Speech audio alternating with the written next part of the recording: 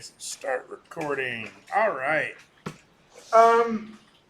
So last week, I always sort of factor spring break, fall break as just a wash. Like we're not going to get a lot of major stuff done. So I kind of gave you that time if y'all are here on Thursday. Hopefully, gave you some work time during that week.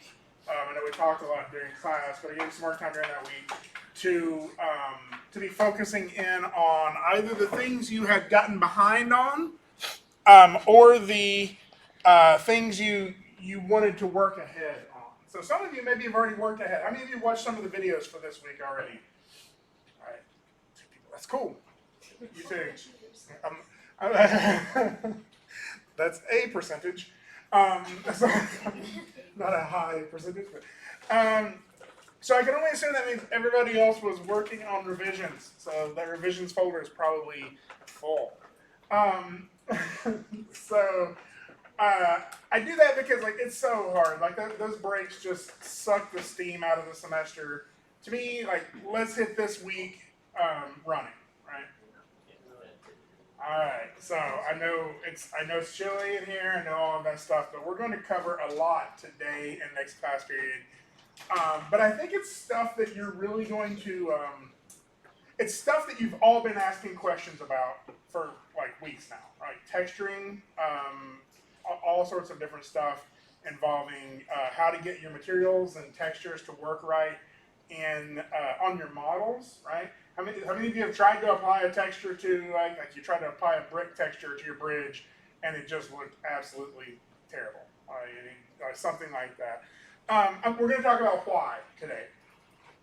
We're also going to start talking a little bit more about Arnold and how to optimize that to where it's not completely like miserable to render in, and how to get some lighting in there that I think you're going to like really, really easy.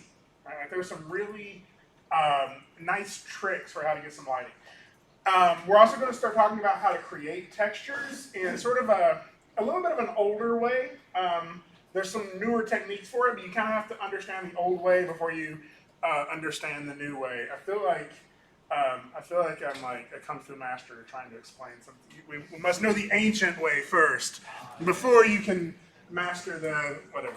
Um, so so this is a weird week. I'm going to actually go through it a little in a different order than what I go through it um, in the videos online. We're actually just going to jump straight into UVs and texturing today. If we get to the point to where we can cover some lighting and rendering stuff today as well, that would be awesome. I'm not going to hold my breath. I have a feeling that's what we're going to have to cover on Thursday. So let's go ahead and first, let's go ahead and look at our bridge scene. So most of you have probably already downloaded that. If you haven't, let me go ahead and pull up D2L really quick to show you where that's at. Um, Logging into D2L. We are that one. So under content, if we went to our, we're in week 8 right now, right? So some of the things we're going to be looking at here are these cereal box textures that are available here. And so we'll talk about those in a bit. Some of the other things when we actually kicked off the assignment was back in week 7. Under breakfast files, there's this zip file you can download here, right? I went ahead and took some time and put those up in the ETSU E3 server for you as well. So under Greg, or DIGM classes, Greg, POA, resources, all of that stuff is in here now. So breakfast, it's this breakfast zip file. Now I've had people email me and tell me that they couldn't get Maya to open the zip file, and that's because a zip file is not a Maya file. This is an archive, so I can give you a whole bunch of different stuff in one file, right? So what I use in here, if you right click on this, you can either go to 7-zip or you can do extract all. You'll want to put this somewhere where you want to extract this, but if you do extract all, it gives you this. I'm just going to take the word breakfast out of there because then I'll have a breakfast folder within a breakfast folder, and I don't really need that. Just go ahead and hit extract, and There it is. Now I have that file on my desktop somewhere. Let me go find it.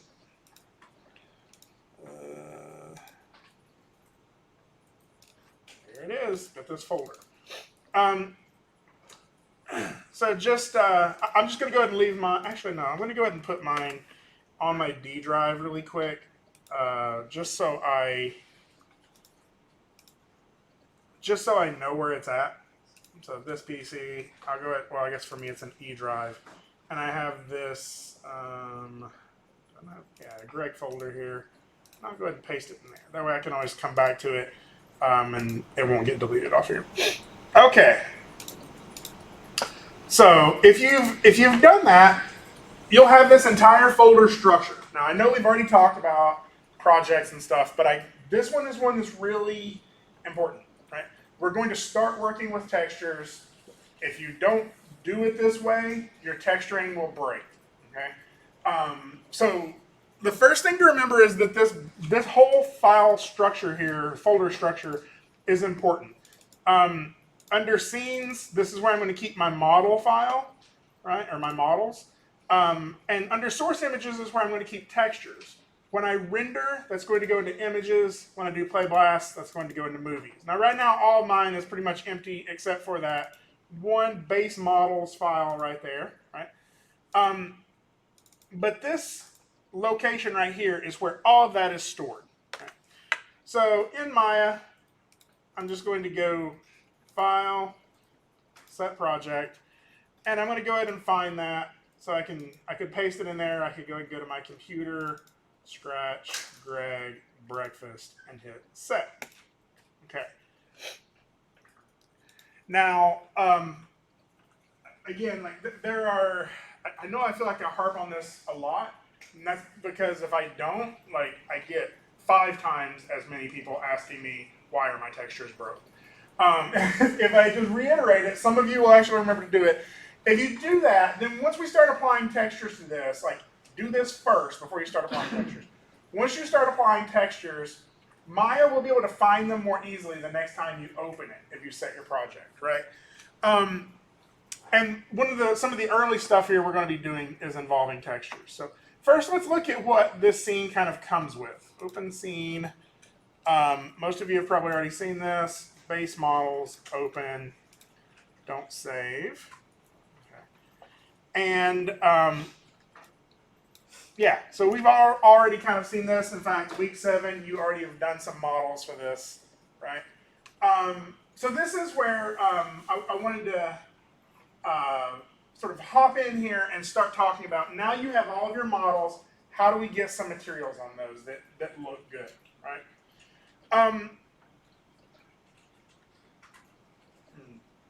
I'm going to roll with this. I'm actually changing my mind. I'm going to do it in a slightly different order. So I thought I was going to skip this part and bring this in later. I'm now thinking about why it's a good idea to do it now. So first things first, let's look at a little bit about rendering before we jump into texturing. And the reason for that is because we can make some really nice textures, but if our lighting is terrible, once we start rendering, like, it may look okay for that bad lighting, but once you get your good lighting in there, it may look bad again, right? So I want to have some okay lighting in place once I start putting textures on this, just so I know. Now, it doesn't mean it has to be the final lighting. I just want some lighting that makes sense. Right? Now, when I talk about lighting, you probably remember the previous lessons where I was going in there and bringing in individual lights and putting them in different locations and changing the colors and all of that. We're going to think about lighting a little differently now, right? Because if I were going to try to recreate the lighting in this room right now, I could work for months on that and not get it right? Because there are so many intricate things happening in here, right? The color of the sky bouncing off of the trees outside, which are a particular hue right now because it's fall, coming into the window, bouncing off of people's clothes that are different colors, right? The cloud situation, all of that is very complicated, right? And all of that is very much ingrained in the location and in the place itself, right? So, so that was actually a big challenge for a long time. in animation, particularly for compositing or special effects, right? So I always pick on the Avengers because they can afford it. Like Iron Man flying through the middle of New York City or wherever, right? Um, and it's really much easier just to go to New York and film some stuff, right? But unfortunately, Robert Downey Jr. can't really fly. So you create a virtual Iron Man to fly through that city, right? And a virtual Hulk to chase him down and slam him against the wall, because that's what Hulk does. So you've got these 3D characters, right, that you created in a computer in a dark room while, like, you know, cramming down Monster Energy drinks, while the footage was shot in New York on a very specific time of day with a very specific lighting situation, just like here, right? And so what you need is some way to capture that lighting information. The way that is done right now is called image-based lighting. And we create those using an HDRI image. Anybody know what HDRI stands for?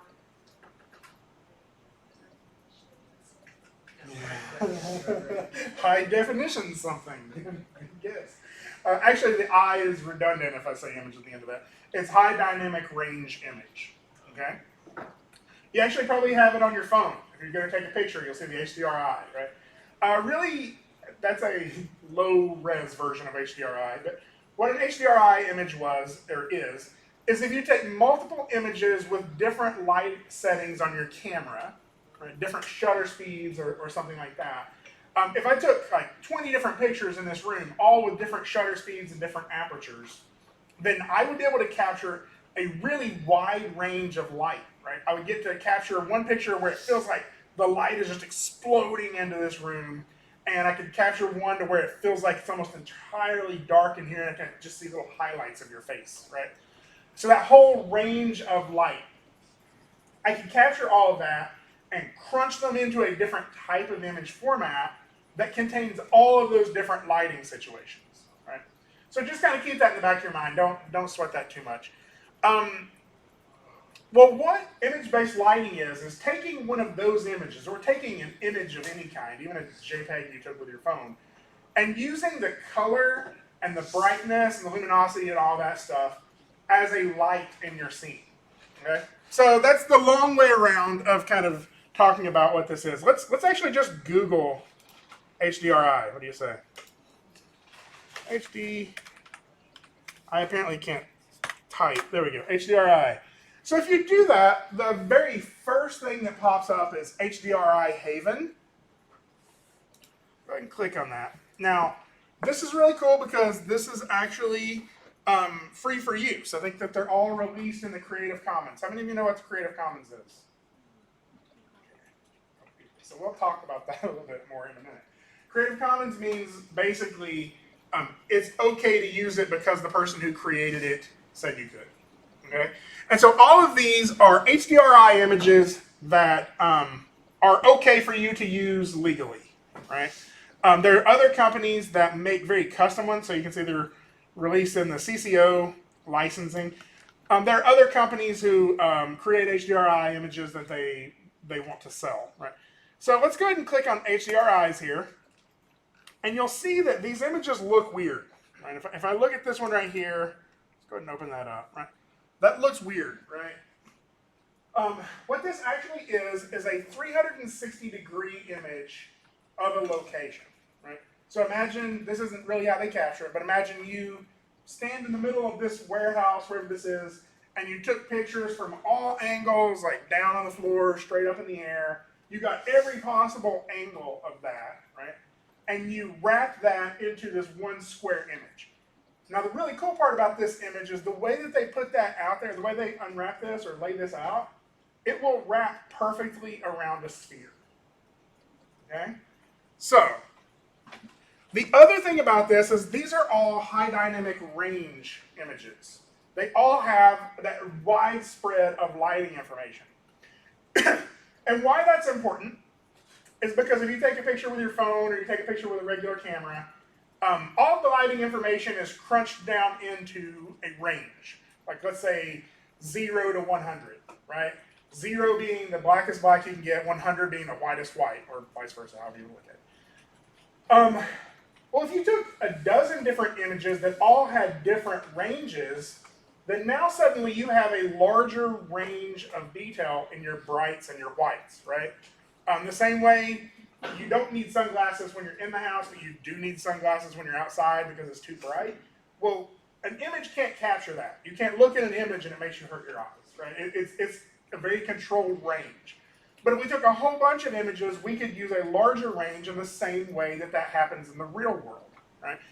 And so that's what's going on here. That light that's coming through right here, one of the ranges of this image is probably so bright that that's all you can see is this like explosion of light coming at you, right?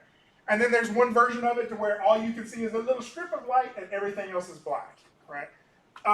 So there's all this range of light and color information in this image. Now, if we scroll down just a little bit, you can look at this.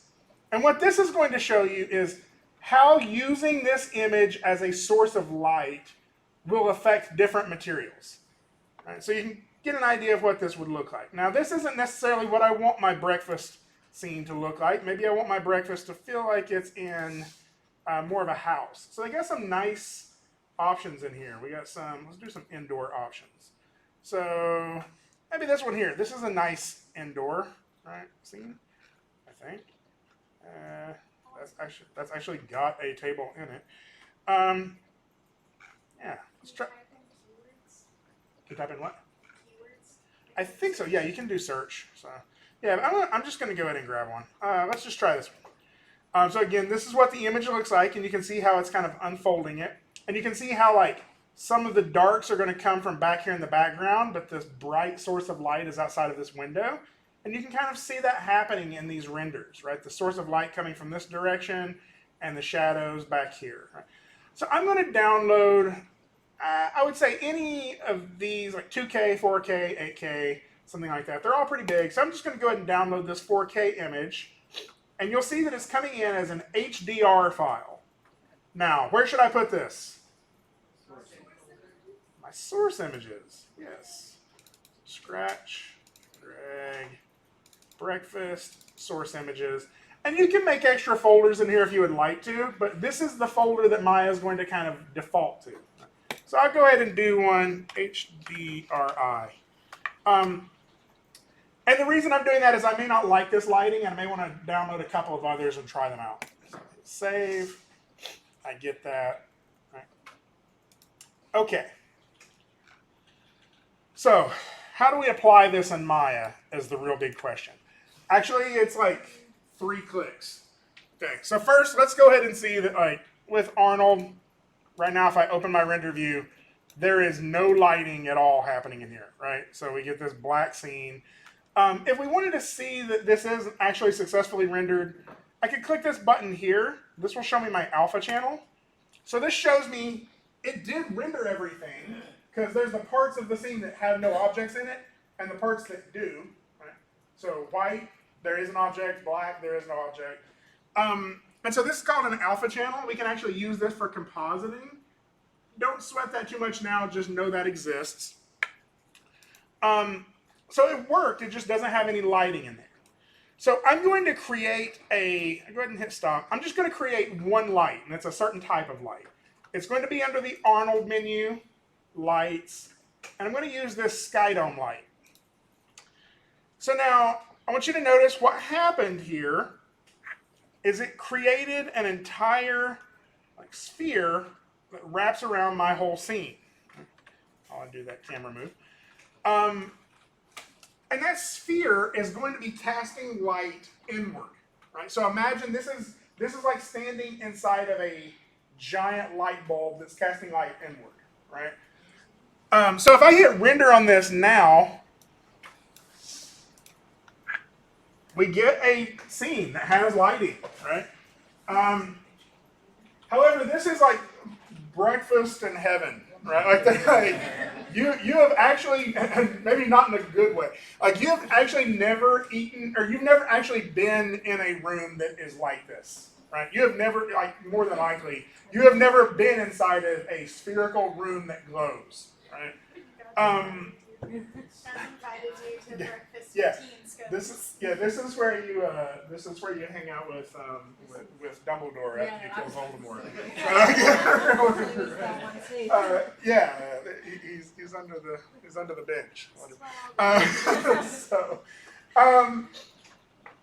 so although this is nice, you can see all of your models in a pretty clear way, and this is actually a pretty nice way of showing off your models. All we're really seeing is what the lighting would look like in this theoretical place, right? What I would like is for, instead of this wall to be casting all white light inward, I would like to use that lighting information from that sphere, or from that image, right? I can wrap that image around this sphere perfectly, and it will cast that light instead of white light. So it's actually really easy to do. I select the sky dome image. Actually, if you look in here, or the sky dome light, you'll see that there is a object in here, AI sky dome light. And I go to my attribute editor, and I'm just going to change the color of my sky dome light. So right now it's casting all white. You'll see that if I were to change this to something like purple, it's casting all purple light. This is what it's like to be inside of the giant purple room, right? So instead of doing that, I'm going to click on the little checkerboard out here. Remember that anytime that checkerboard exists, it means that you can map in information. Now, usually we click on that because we're wanting to put a texture or an image file on there, but that really is just information. I can import in some data, or I can input in some data point to that color, right? If I wanted to write a really interesting script that randomly changed the color every like 10 seconds or something, I could write that script and have that be what's controlling color too. Instead though, I'm going to go with something simple. It's just an image. Click that checkerboard. It opens this up. I'm going to choose File. And then I'm going to go over here. It'll immediately take me into the file settings. Click my little folder. And you'll notice that it immediately took me to my source images of my breakfast scene. I'll go to HDRI and choose this Carely Interior 4K. Kaylee Interior. And I'll hit Open. And I'll wait for a second because Maya is going to take a second to process that image. But once it does, there we go. So, now this is interesting. Like, the things you'll notice about this scene now are the shadows have directions, the light has color, and if you get in here pretty close, like this is going to start looking really realistic quickly. Right? Like the lighting on my table, like you can ignore the background if you want to, but the lighting on my table is actually pretty realistic. And that's because it is real lighting, right? We're using the lighting that existed in that place at that time to light our scene. Yes? So this is just a regular Arnold Skydome light, right? Mhm. Just add texture. No, just Arnold Sky Dome light, and then when you select the Sky Dome light, you can change the color. Okay. And all, yeah. So again, Iron Man's in New York City. You need to be able to render him with the correct lighting. All you have to do is create one of these HDRI images at the time you're doing the filming of that shot, right? And then you can render Iron Man as if he looks like he's in that scene, right? And then you can take it into something like After Effects and composite that in to where Iron Man feels like he really is in that location at that time.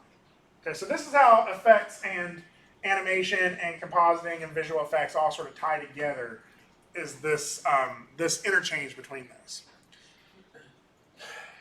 Questions? Anybody? If you need to slow me down on any of this, let me know. I can help you get caught up. Okay.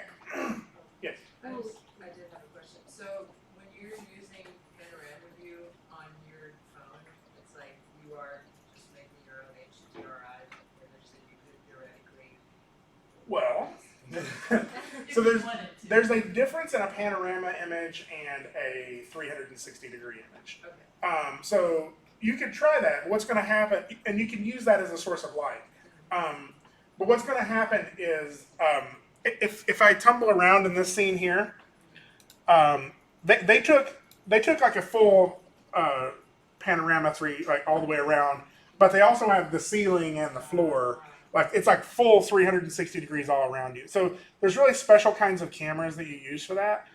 Here's my old man voice talking. Back in the old days, like now there's just a camera that'll film 360, and that's how you get like Google, video of like Street View and stuff. But how you used to do it is you would take a chrome sphere, and chrome spheres reflect the environment in 360 degrees, and you would take pictures of that sphere from different angles and then stitch them together in Photoshop. So if you took one picture from straight ahead, one picture from the other side, you would get a full 360 degrees of that sphere if you sort of laid it out flat. Would you just edit yourself out, or? Well, no, yeah, that was the problem. Is all of your environments had cameras in them, right? But that's you would usually Photoshop that out if you needed to use that image. Where do I put my HDR in my folders? Like in my, do I put them in my images? I usually put them in source images, just because that's where Maya thinks it is going to pull an image from source images, whether it's for a texture or reference or whatever. It's going to put an image into images, right? But you could actually create your own folder. It doesn't really matter as long as it's underneath the breakfast folder.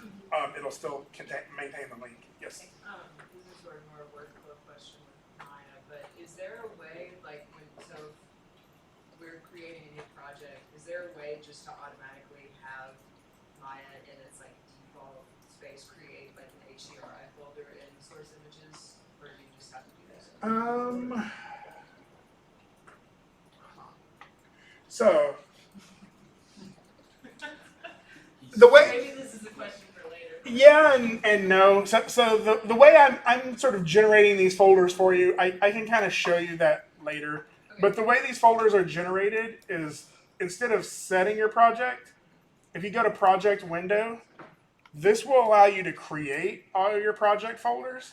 And you can create custom project folders in there if you wanted to, if that makes sense. So I will point out, this is a great opportunity to think about why setting your project is important, because now I have this 25 megabyte file that I'm using to light my scene, right? And it's in my source images folder, and I currently have that selected. I'll go look at this. Now I want you to look at where it says that image is, right there. That Kaylee Interior 4K HDR is under HDRI, source images, but that's it, right? The path that it is telling me to go find that is relative to where I set my project. Say it again. The path that it is looking for is relative to the breakfast folder, right?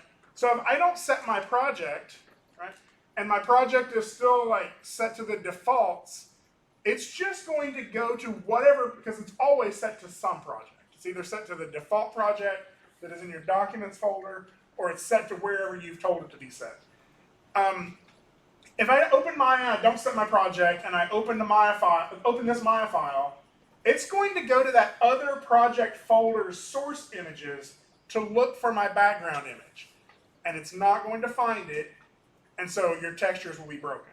Right? So that's why this is important.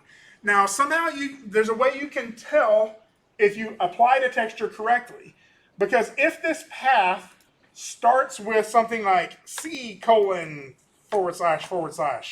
right? That means you applied that texture to this with a file that was outside of your project, right? Because it was like, that's not relative to the breakfast scene. I have to have the full path in order to find that.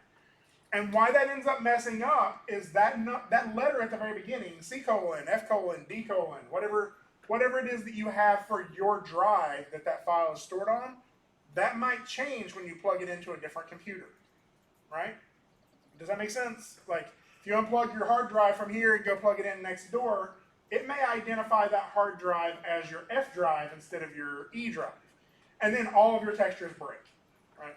And so that's one of the reasons I set my project first, because now when I apply those textures to it, it doesn't put that letter at the front of it. It just says relative to the world, this, or relative to the project folder, this is where it's at. Yes? How do I make my image fit in the table stuff?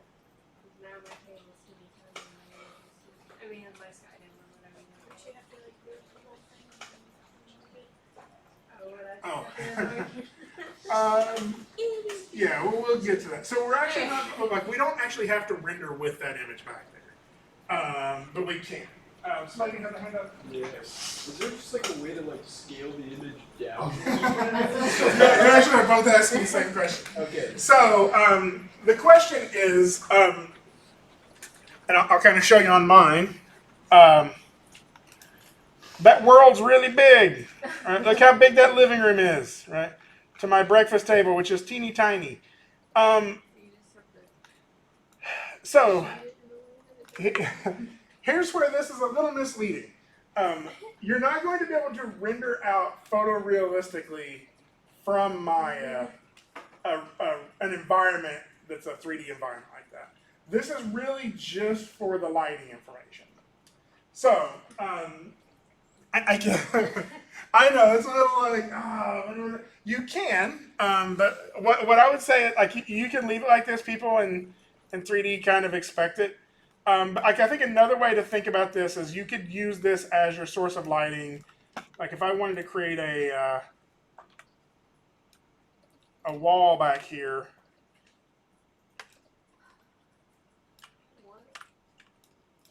What if you For my shot, I'm still getting the lighting from that room on this environment as if that were the real wall, right? Like that wall back there is going to get that lighting as well, right? what if you That's just like a maybe little. wrap a texture on a wall? So you can. So the problem with using this as getting a full 3D composite is that the objects in that living room are never going to change perspective, right? Like right now, if I took a picture from here, I would never be able to change the fact that part of this monitor is blocking part of that monitor, right?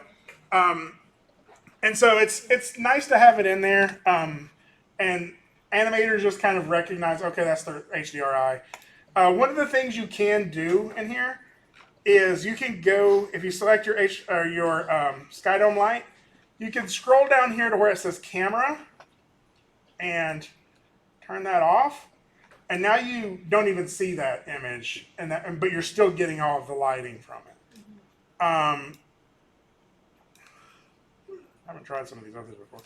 So this is purely for lighting? Yes. So if you're wanting to composite it into video footage, you would have to have video footage from the angle you wanted to composite it of that room, right? And then you would have to render out camera motion that is the same as that camera's camera motion. So really, yeah, this is just for lighting. Sorry. Having said that, if you're not going to move your camera too much, most people won't notice, right? Like, if I'm just moving my camera just as a subtle push in here, it's not terribly off, right? So yeah, it's up to you if you want to leave it in there or not. If you are doing some crazy turntable stuff like this, right, then it gets a little more confusing. But so I think this is actually an interesting thing I just did here. I turned around to where I'm facing the light, and you can see that this feels realistic for that lighting, right? That feels like those objects are really being lit in that environment. So I do think, actually, to answer the question directly, though, that you had, I do think that there is a way to scale this, but it's not just by hitting R. I think it's under viewport Skydome radius. Maybe we can put that down to like 100 or something. And it makes it a little bit smaller and more compact. So that feels a little more realistic to that environment. So you can always try that too, if you want to. Okay. Questions? Okay. I'm going to do this just a little bit of out of order starting here. Because one of the things you've probably noticed is the quality of the image isn't great, right? We're getting a lot of this like grain in here. A lot of this is very fuzzy, right? And so I wanted to talk a little bit about how to make that better. But as soon as I do, the render starts to get slower too, right? So let's kind of look at a few of those things. So I've pulled out a little bit, zoomed out a little bit. Taking about 4 seconds to render this 960 by 540 image. Now, if I were to go into my render settings, change that image format to HD 1080, obviously my render time is going to go up pretty dramatically. So we're about 28% of that image right now, 35, right? But even at this, you're still seeing this grain showing up in there, right? And so this is the biggest issue that most people sort of face when they're dealing with Arnold. It's probably why the people who chose Hardware 2.0 to do their render for Project One chose it, right? But here's the thing. Hardware 2.0 will never render an image that looks this good, right? It's just not capable of it. And so what I'd like to encourage you to do, just because we're kind of getting a little more used to Maya this time around, I'd like to encourage you to use Arnold this time around for this project. Now, I'm not going to require it, but when I say that, you're like, oh, I guess I have to dedicate hours and hours and hours to rendering. Sadly, yeah, like rendering takes some time. I'm going to show you a couple of tricks that will hopefully help with some of that. The first one, obviously being, before you opt for not turning something in, turn in something slightly lower resolution. I would like you to aim for HD 1080, but if you go to 720, obviously that's going to render faster, right? HD 720 will be the smallest, I would say, to turn in. The other thing is, like, even though so that image took 8 seconds to render. So one of the things I want to talk about that is 8 seconds, and it still doesn't look that great. Like, we still got that grain in there. So let's fix that grain first. We've probably talked about this before, but it's this samples option over here in our light. So even though this is a sphere that's wrapping around our scene, it's still just a light. All of the things that happen, or all the settings that are on light are on this as well. And so I can go down here to my samples, and if I start turning that number up, this render will look much better. So obviously, if I turn it up to 100, it's going to look amazing, right? Except it'll take a year to render one image. So this is where you can start balancing a little bit, right? Like, let's try 5. Well, if I do 5, this is 5 samples on this.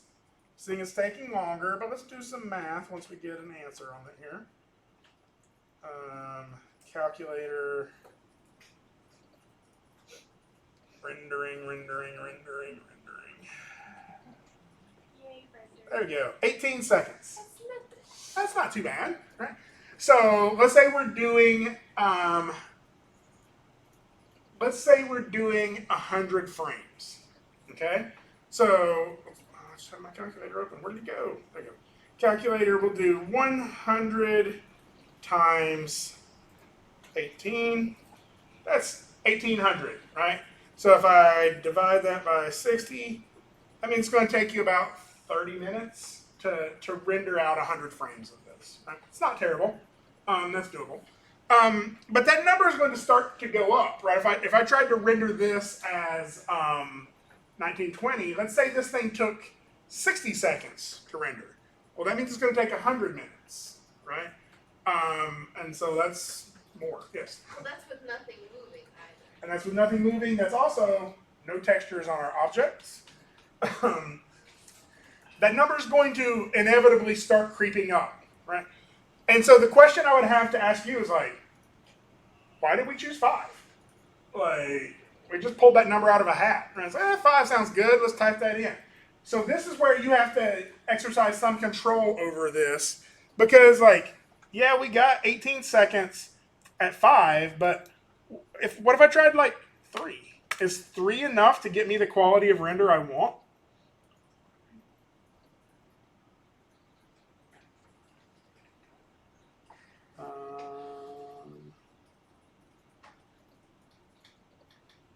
Yeah, that's not too much worse, right? I can see a little bit of green, maybe like right in here, but maybe that's acceptable. Like you have to kind of balance this, right? You have to balance how much are you going to sacrifice quality for render time, right? And that becomes I mean, that's a conscious decision. You could obviously crank this up to 10 and get something beautiful if you want to render all weekend long, right? So this is where you can have some balance on that. Now, there's a couple of other things that we can control, right? So let's go ahead and leave that at 3, right? Or maybe even move that down to something lower, like 2, right? So we're getting faster render now at 2. It's not got as much grain as it did when it was just at 1, but it's rendering in about 9 seconds, right? So there's a couple of other places where I can make some changes to adjust quality and speed. So you see these samples down here? I put it at 2, but where it says samples, it says 3/2/2/2/2/2/2, right? What that's talking about is in our render settings. So if I go to my render settings and I go to Arnold Renderer, it's these numbers right here, right? So it's how many samples is Arnold going to use of those samples that are bouncing around everywhere? How many of them is it going to use on certain features of our render, right? Now this is some kind of advanced stuff, so don't worry about the science behind it or how to dial it in perfectly. Just know that we can change some of these numbers to get higher quality and faster renders, right? So AA, this top one, camera, this one is the number that all of these other numbers are multiplied by, right? So right now I got 2 for diffuse, but 2 is being multiplied by 3. So really I'm getting 6 for diffuse. Right? So if I turn that number up by even just 1, like if I turn that up to like 4, then I'm going to get a slightly higher quality render, and it's going to go a little bit slower. Right? So you can see I'm getting a little bit of that grain out just by doing that. Right? Now my render went a little bit slower this time. Instead of 9 seconds, we have it at 16 seconds. Right? But here's where we can start to balance that a little bit, because I don't have anything that needs volume indirect or subsurface scattering. So my number right now is, let me see, samples are at 16. Right? So if I start pulling these numbers down here,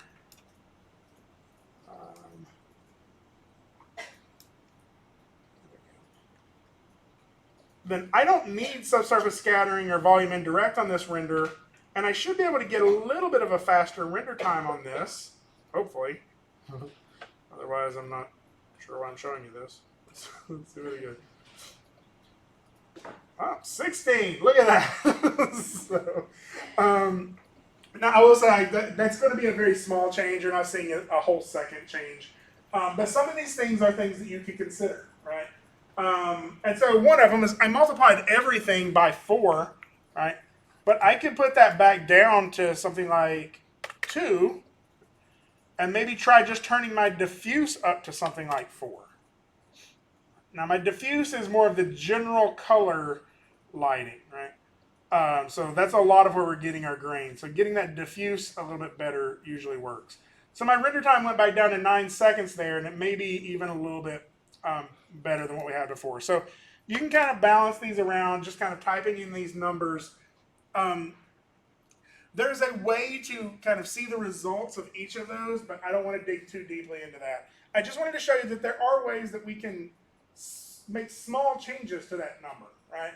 And the difference in, if you can trim a render down by 10 seconds a frame, like that's going to be a big deal on your overall render time, right? So,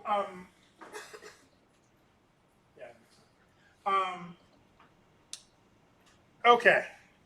So I'm going to set all this back to where it was. It was at 3, 2. All these were 2 as well. And again, with all of that, you still have the ability to go over here and change your number of samples, right, on the light that is casting all of your light. Okay. Now, the cool part about this is that HDRI Haven website is really just limited to the size of your hard drive.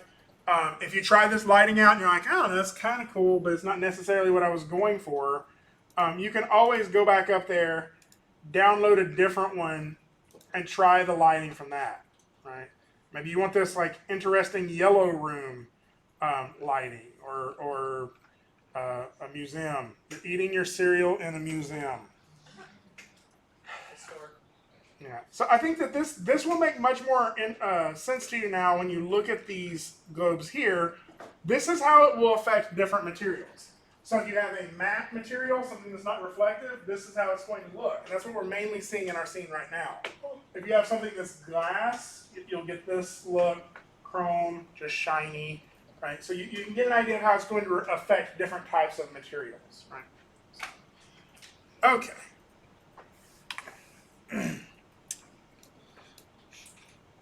So I'm going to go ahead and stick with this one for right now. And I'm okay. I'm going to probably put my samples at something closer to 3 just so I get a little bit of a nicer. Nah, that's slow. All right, 2 it is.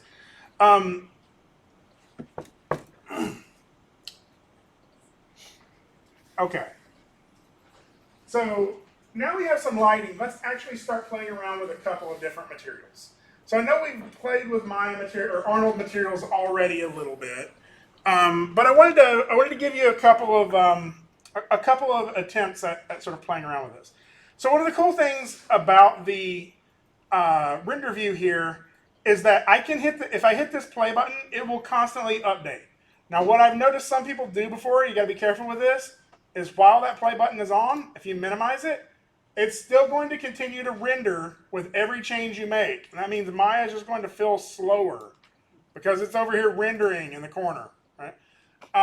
So if you're done working with your render, you can hit the stop button whenever you want to hit play again. But let's go ahead and try making some changes in here. In fact, I'm going to go ahead and drag my render view. Stop here. Drag it in here and see if I can get it to mount. Yeah, like that. So I can kind of see my render beside my scene here. Okay. So let's try this spoon first. I want to right click, assign a new material, and I'm going to add an AI standard surface material. Now again, Arnold will render anything material wise. Well, not anything. It'll render most of the material. So if you're still using a blend or something like that, it will render it, but these are going to give you more options, and they're just going to look better overall. So I'll hit play on that. You can kind of see the difference. I get a shinier material. Let's just sort of zoom in here so we can look at that a little closer.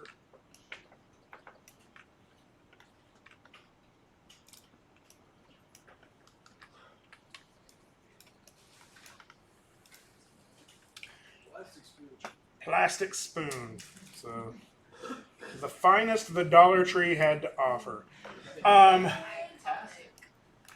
So what I want to do right now is I want to play around with some of those presets, right? You all remember those presets?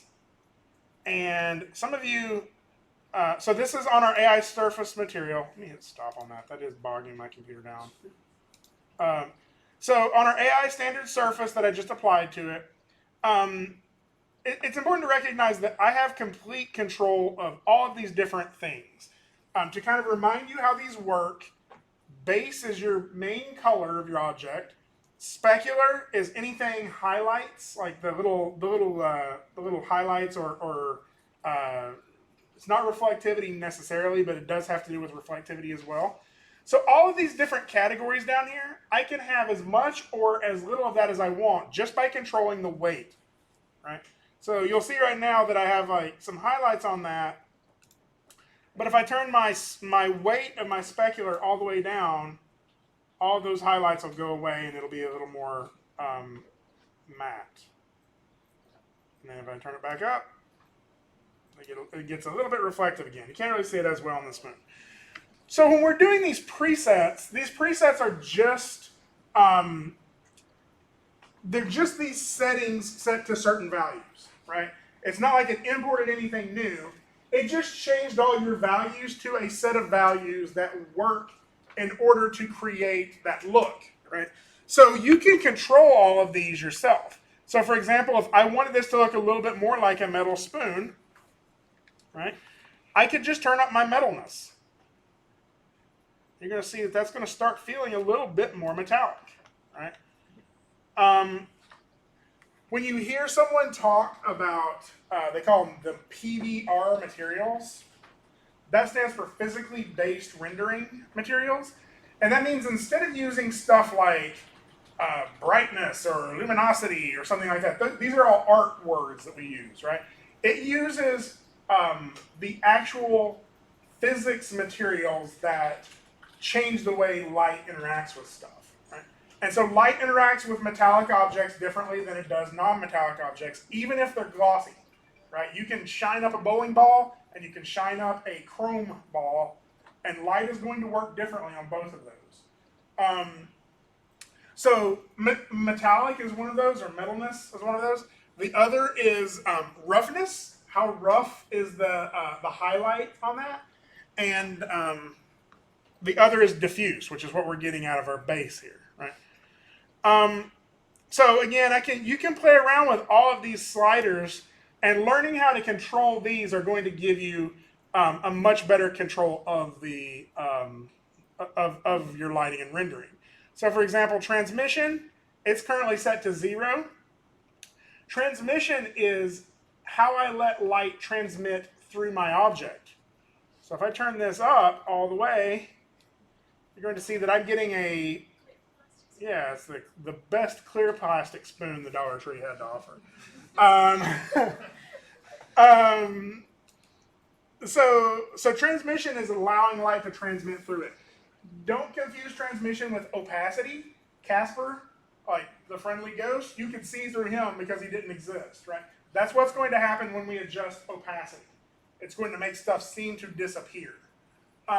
This is making stuff seem to allow light to transmit through it. So I know we've talked about a lot of these. Again, how we can control how we can sort of get a good start on these is under presets. And then I can just choose some of these presets if I'm wanting something that's pretty common, like Chrome, right? So I could completely replace it with Chrome, or I could set it to like 90% Chrome because I can't afford the really expensive spoons, right? That's not working that great. Let's go ahead and do 100% Chrome. So that's a pretty nice spoon. Maybe I can play around with turning down my metalness just a little bit to get something a little more like a sheen on it. Right? And I maybe would play around with like my roughness so it's not such a perfect spoon, right? So all of these are things that you can control, and I think the really cool thing is since we have lighting in here that is based off of a real-world lighting scenario, we get to see this chrome in its full glory. Right? A chrome ball floating in a white room is only going to reflect the white room, right? This is reflecting the lights that are on the ceiling, and the light that's coming through the window, and the shadows from the china cabinet over in the corner, right? This is going to get something that looks much more realistic and accurate. Okay, zoom out here a little bit more. Maybe focus in on this bowl. No, let's do the table. Okay. So we've already talked about where we can get some textures. I know I'm recapping some of this stuff. But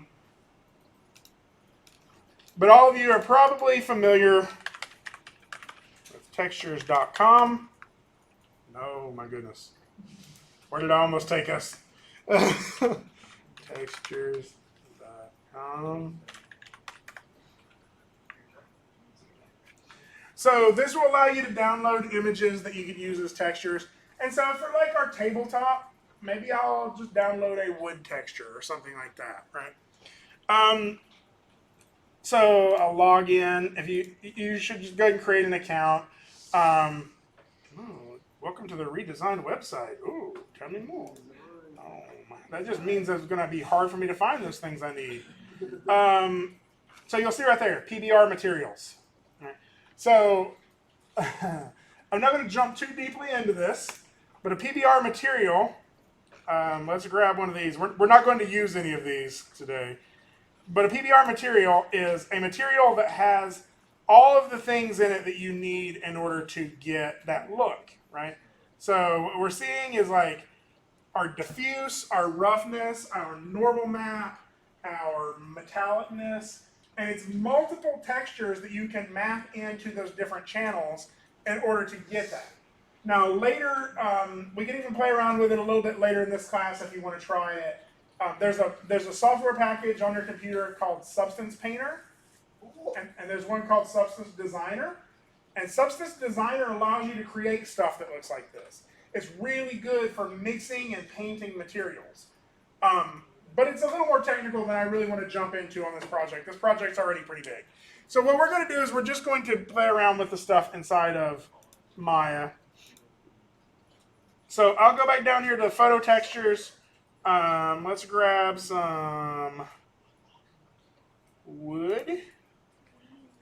And I want my table to have a fine wood on it. Not any of those, but let's see. So one of the things I might do is once I find it, I may try to find one that is repeating. So Sarah says seamless. So I got a 1024 by 1024 repeating texture there, right? And you can see where it says seamless. What that means is if I make it repeat, you won't be able to see where the end of one image stopped and the other started, right? So let's go ahead and try maybe this one. This is a nice texture. I'm going to go and put that in my source images. I'm going to rename it table wood. So again, I'll go ahead and select all of these things, right click, assign new material, shaders, and I'm going to go ahead and do an AI standard surface. Now, the color I just downloaded, I'll put that into my color map. File. Choose that wood, table wood. It's over here, source images. And what I should get right now is nothing. Now the reason for that, again, if you're forgetting, 4 is wireframe, 5 is shaded, 6 is textured, right? And if we hit render, we'll be able to see we're getting that wood on there. Now, this is going to come up here again in a few minutes, but this worked pretty good on the tabletop, right? It wraps around the tabletop pretty well. But if I get in there kind of close, I'm going to start to see the fact that this is just a 1024 by 1024 image. You start to see how it's getting a little blurry in there on that render. Right? And so one of the ways I can do that, or one of the ways I can adjust that, is by making it repeat a little bit. So instead of just having this texture wrap around this table one time, right, I could select this, and again, I go back to my texture map here. So we mapped in that file color, but you'll see right here beside it, there's place 2D texture. So let's select that. And this is the thing we're going to jump into here in just a second here. So repeat UV. Okay. Right now, it's just repeating it one time in each direction. So let's go ahead and change that to something like 5 and 5. And now we're starting to get a little bit more detail in that. Right? That's feeling a little bit better in the way that that's happening, right? And that's because each of those pixels are not being stretched across that table quite so far, right? If I make it repeat a few times, it gets a little more dense. And how many pixels are there? What? Did you put them on all of them The legs and stuff there? separately? I just selected them all and assigned all of them one material. And that way, as I change that one material, it applies to all of those legs. So, I skipped over a relatively interesting thing that you may have like asked yourself but didn't say out loud. We're repeating UV. What does that mean? With like you need image. That's all I have. It is repeated. Let me rephrase that question. What is a UV? Image. Science. Like, I always just, it's like, it's not the same UV as like ultraviolet. No, else. With radiation. SPF 24 or something like that. No, this is so this is different, and this is what is really the complicated part about today's class, and that's why I made a PowerPoint. Yeah, it's really just pictures. That's all I do. I just do pictures. So. That's all I do. I'm not gonna have any flying bullet points or anything. It starts with blue. No, I just need a little landing page here. So, okay, so let's look at an image here really quick. Ready? Okay, what is this? Nigeria. Okay. I always make the joke. I'm not gonna buy one of these because it's just gonna change again. So that's a pessimistic look at life. So the real question, the reason I brought this up isn't about geography or any of that stuff. The real question is, how do they make a globe? Like, how do you create a globe? Yeah, I used to ask myself this as a kid. Like, I understood printers, right? And I'm like, is there somewhere this printer that instead of sending flat pieces of paper through, you send balls through it, and what comes out is a globe? So there's like, have you ever watched that How It's Made show? Yes. Yeah. There's a really good one for that, but I can't find a high enough resolution version to watch. It's kind of old and ripped. So the answer is actually easier than you might think. And if you look in there really closely, you can almost see it. A globe is made like this. Right? You print two pieces of flat paper in a way that you can cut them out and wrap them around a sphere. Right? So this is a globe of Mars, which maybe will change less. Or is this Mars, or is this may not be Mars, this may be Venus. But this is how you would create a globe. You would create these two hemispheres and you would print them out flat. And that way you could cut those and then take a sphere, a cardboard sphere, and wrap those around it in a way that they would fit seamlessly, right? And what you would end up with that, again, is another globe, right? And if you look really closely, you can almost see the seams. Like, they tape it together here for the equator, but you can kind of see that, the lines are a little more, sharp there, right?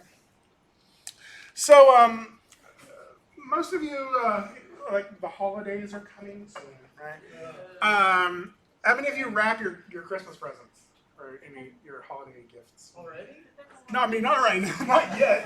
No, I mean, I guess the other question is, how many of you? June. Right, yeah, you wrap them in June. That's funny. That way, it's a surprise to you too. Yeah. I remember getting you that. Yeah, head to Walmart. There are endless piles of this stuff already being sold, right? And so I hate wrapping. I actually suck at it really bad, and it's because you have to get this flat piece of paper to wrap around something that's not flat, right? So in this, you can see pretty easily how you can do it for a box, right? It's like 4 flat sides and 2 more flat sides, and so you'll get those 4 flat sides working great, and then there's just this mess hanging off each side. And if you fold those neatly together, they'll all kind of lay in place correctly like this, right? And then there's your cousin who asks for basketball for Christmas. Exactly. Stupidly. But when you get something awkwardly shaped, right? How do you fold those corners on the top of a jar of, I don't know what this is, can of corn? Merry Christmas, it's corn. And so you usually result to solutions like this, right? You get that side working okay, and then you get to the top and just kind of twist it and not tie a string around it or something, right? Or like just shove the whole thing in a bag, right? Like that's sort of the option I do. Is like I hate wrapping Christmas presents, so I just buy really intricate looking bags and put them in it, right? And then I give you a bag, and I'm like, here's a bag. Sometimes if I'm in a hurry, it's still the Walmart bag. And that's because wrapping complex things like a basketball or a baseball bat is much harder than a can or a box, right? Those things are really weird shapes, and wrapping weird shapes is difficult, right? I wonder what it is. Yeah, but you can even see this. Like they did, like it's really kind of neat. But then you see this right here where they're like, we have no idea what we're doing. Just cut another little square and slap it over the fender there, or the whatever, the quarter panel. Yeah. It's a zip car. It's a whole bunch of puppies. So many of my examples are food related. And apparently I was making this around Christmas. But, so anybody like have seen these before, like at Christmas time? Little Santa wrapped up, you know? And so when you like, you know, you see him like it's a piece of chocolate in there. Spoiler. So like this is what it looks like, but it was a piece of chocolate in there. Like to get that to fit around that piece of chocolate, they didn't print on a square piece or a weirdly shaped piece of chocolate, right? They printed something flat, and then they wrapped it around this piece of chocolate, right? And the result is this Santa-looking thing, but this is what it really is at its heart, right? Yeah. I thought you were about to say that you wrapped a present in the Krispy Kreme. Oh, that'd be awesome. Did you have to buy a bunch of these for educational purposes? I took this off my taxes. Yeah. Um, Filling out your taxes. I bought a lot of Krispy Pringles. Lot of chocolate. This tasted like wax, by the way. It wasn't that great. It's not. Yeah, it's all right. It's not like. So to carry on to additional food-related, right? Like we know that this was not printed as a box, right? You do this all the time. If you recycle, you like break down your boxes into stuff like this, right? No artificial flavor. And this makes sense. You printed this flat, and then you wrapped it in a way that it wraps around the shape that you need it to be, right? And just, you know, also tea, because tea is good, right? And so, so you can see sort of how this is working in terms of something like a box, right? And this is the same way you think of Christmas presents. I like to think of this also, like if you want to, I'll get to this in a minute. But you see that like there are some weird folds that have to happen for this to fold correctly, right? We get these weird cuts here, this little triangle here. How do you get that little flap to happen, right? These all have to be cut in interesting ways. So when you have something a little more complicated, like a character or like this robot, right? This is something that if you're in animation, you'll be using this character in your sophomore year in the animation fundamentals class. This is BenBot. You'll get to know him well later. But how do I get that texture to wrap around BenBot, right? Textures are a 2D image. BenBot is a 3D shape. So the way we get the character to wrap around that is sort of the reverse of what we've been looking at with these boxes or these candies, right? We take our 3D shape that we've modeled and we cut it up into pieces and lay it out flat, right? Now, in 3D space, we have three axes. What are they? X, Y, and Z, right? So if I were going to unwrap this character, if I kept referring to X, Y, and Z as the directions, it would be confused because really I'm not actually cutting this up and laying it out on the floor in Maya, right? I'm going to use this other editor. It's called the UV editor to lay this out. And I'm going to use this like a theoretical space. I'm not actually going to cut up the model. I'm just going to cut up the UVs and lay those out flat. And so to do that, I need two more directions to refer to them, right? And so instead of X, Y, Z, we're going to use U and V. Yeah, so that's what those stand for, really. It's the U direction and the V direction, so you're not getting confused about a direction in 3D space when you're talking about it, right? Okay, so how would I chop up BenBot? With a knife. With a knife. He's metal. He's like a With saw. laser. A laser. And so we take our laser to BenBot and we unfold him in a way that allows us to visualize all of his pieces so we can create a texture for them, right? So BenBot unwrapped looks like this. What's inside my This is inside BenBot. If you want to get a little morbid about it, anybody a hunter here? This is carcass, right? This is the BenBot pelt, right? No, but that is a way to think about that. Like if you the stomach thinking about it, like hunters, like if you shoot a deer or you shoot a rabbit or whatever, like and you want that skin for some purpose, like the way we made clothes for a long time, right? You don't just start cutting it off of the animal willy-nilly, right? There's very specific patterns that will allow that pelt to unfold in a flat, like, usable way, right? And so that's really what I've done, is I've skinned BenBot. I hung him up by his toe in a tree, used my knife. No, really, but there's a lot of tools inside of the UV editor that allows me to take these 3D shapes that are here and lay them out flat. And what that means is I can then paint textures that result in this render here, right? So, look at that again here. So this is how the texture map would line up for BenBot. This is what his texture map looks like. So did you unwrap it first and then like you can create a texture? Mm-hmm. If you were to make your own texture. Mm-hmm. So like you unwrap it and you get like the wireframe version. I don't know how to Yeah. the boxes. And then you make your own texture on top of that sort of and then you put it back together. Yeah. So what I did is I had this 3D model. Wait. There we go. I had this 3D model. I needed some textures on it because it was all in gray. So I unwrapped the UVs in a way that I understood it, and I knew like this is his foot, this is his other foot, this is his leg, that's his torso up there, right? And I laid these out in Maya in UV space, and then I took this image into another program in order to paint my own texture map for it. Now, and this is sort of how I painted it. This is actually in Substance that I used to make this, so it's better than I could actually paint it in Photoshop. And so this is where I needed some rust spots around his eyes.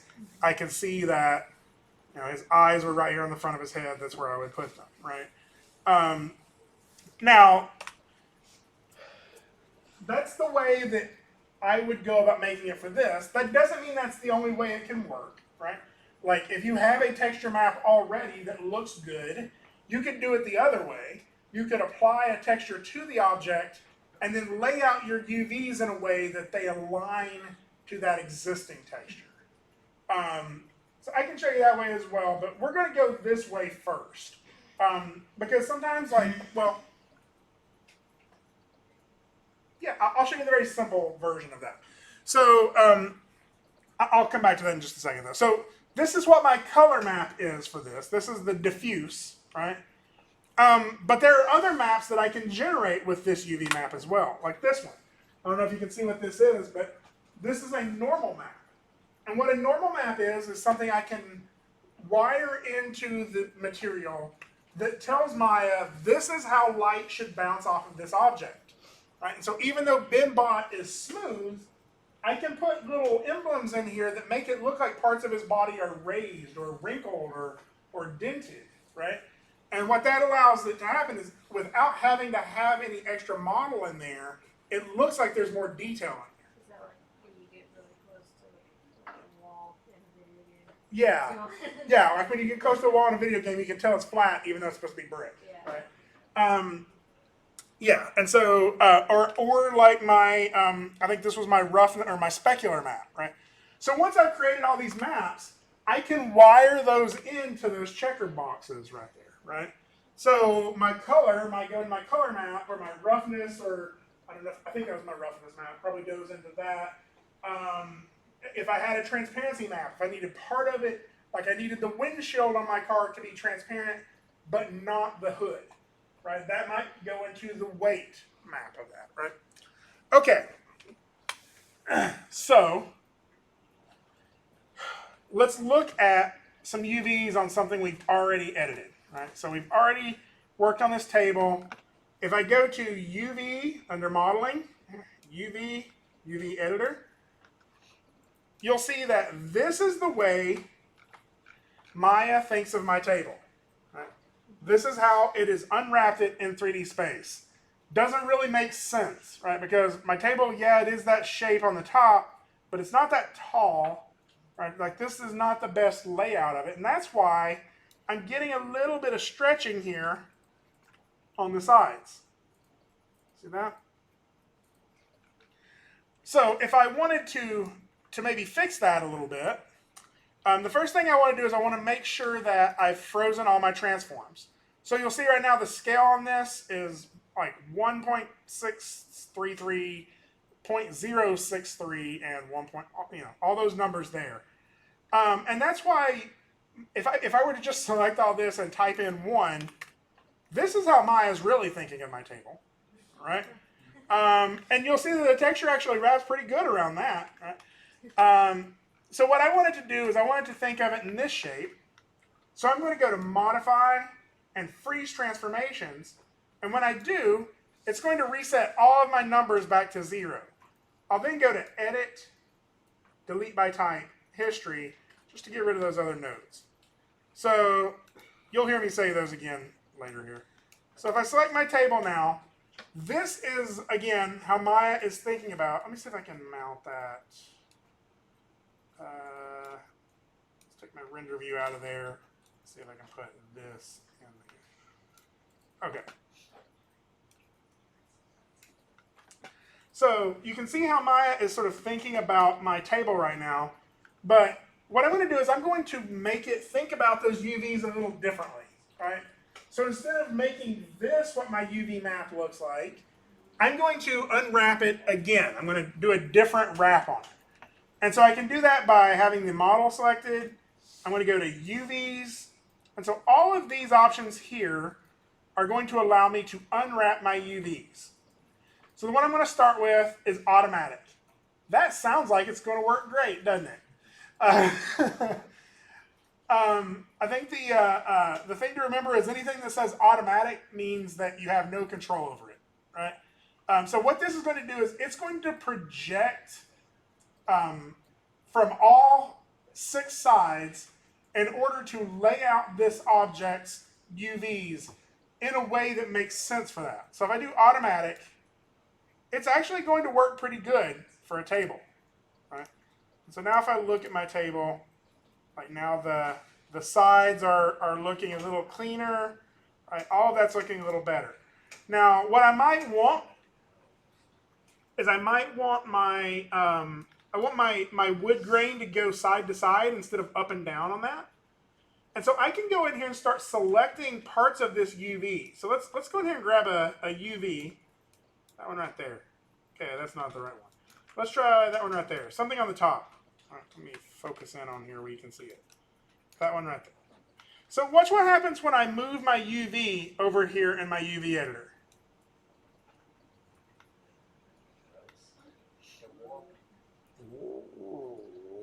I am warping space-time. So, It's draining being a guy. so what we're getting here is each of these dots, right, line up. So I don't want you to get confused. A UV that I have selected here, right, each of those line up with a vertex on my model. It's not the same thing as the vertex because I can have 100 different UVs for a single vertex, right? This corner meets right here. Well, I can show you in some other spots. But basically, more than one edge might meet all at one point. If I cut all those apart, each of those instances of it will have a different UV. But this lines up with that vertex on my 3D model.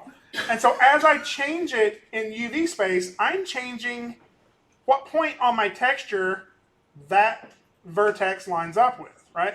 If I really needed that point to line up with that dot, I could move that up to there, and now it does. It sort of messed up some of the rest of my texture, but that's how I would be able to line stuff up with that. Now, that means if I wanted to get these panels like flowing better side to side, I could do that. I could go in here and I could select all of those UVs if I could select them neatly. Since I can't, see how it's kind of messing that up, I can right click on here and go to UV shell. And what that's going to allow me to do is select an entire island of UVs, right? So if I selected that, that would select that entire section of UVs, right? And I could move that entire section around to get a different placement of it. What I want to do instead, I'm going to grab, I keep hitting the wrong button. I want to grab these four, right? And then I'm going to rotate them 90 degrees. So I have a couple of tools over here. I have a whole lot of tools over here, actually. So these transform tools here, I should have some rotates right here. So if I click that button, rotates them 90 degrees, and now my texture is going that way. Now, for the purposes of this class, they can overlap if you need them to, but we don't absolutely have to even make that happen. Like I could grab the bottom of the table and scoot that over so they're not overlapping quite as much.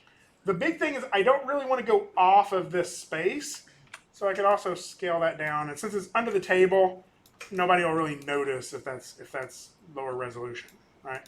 So, yes. How do you open the UV editor?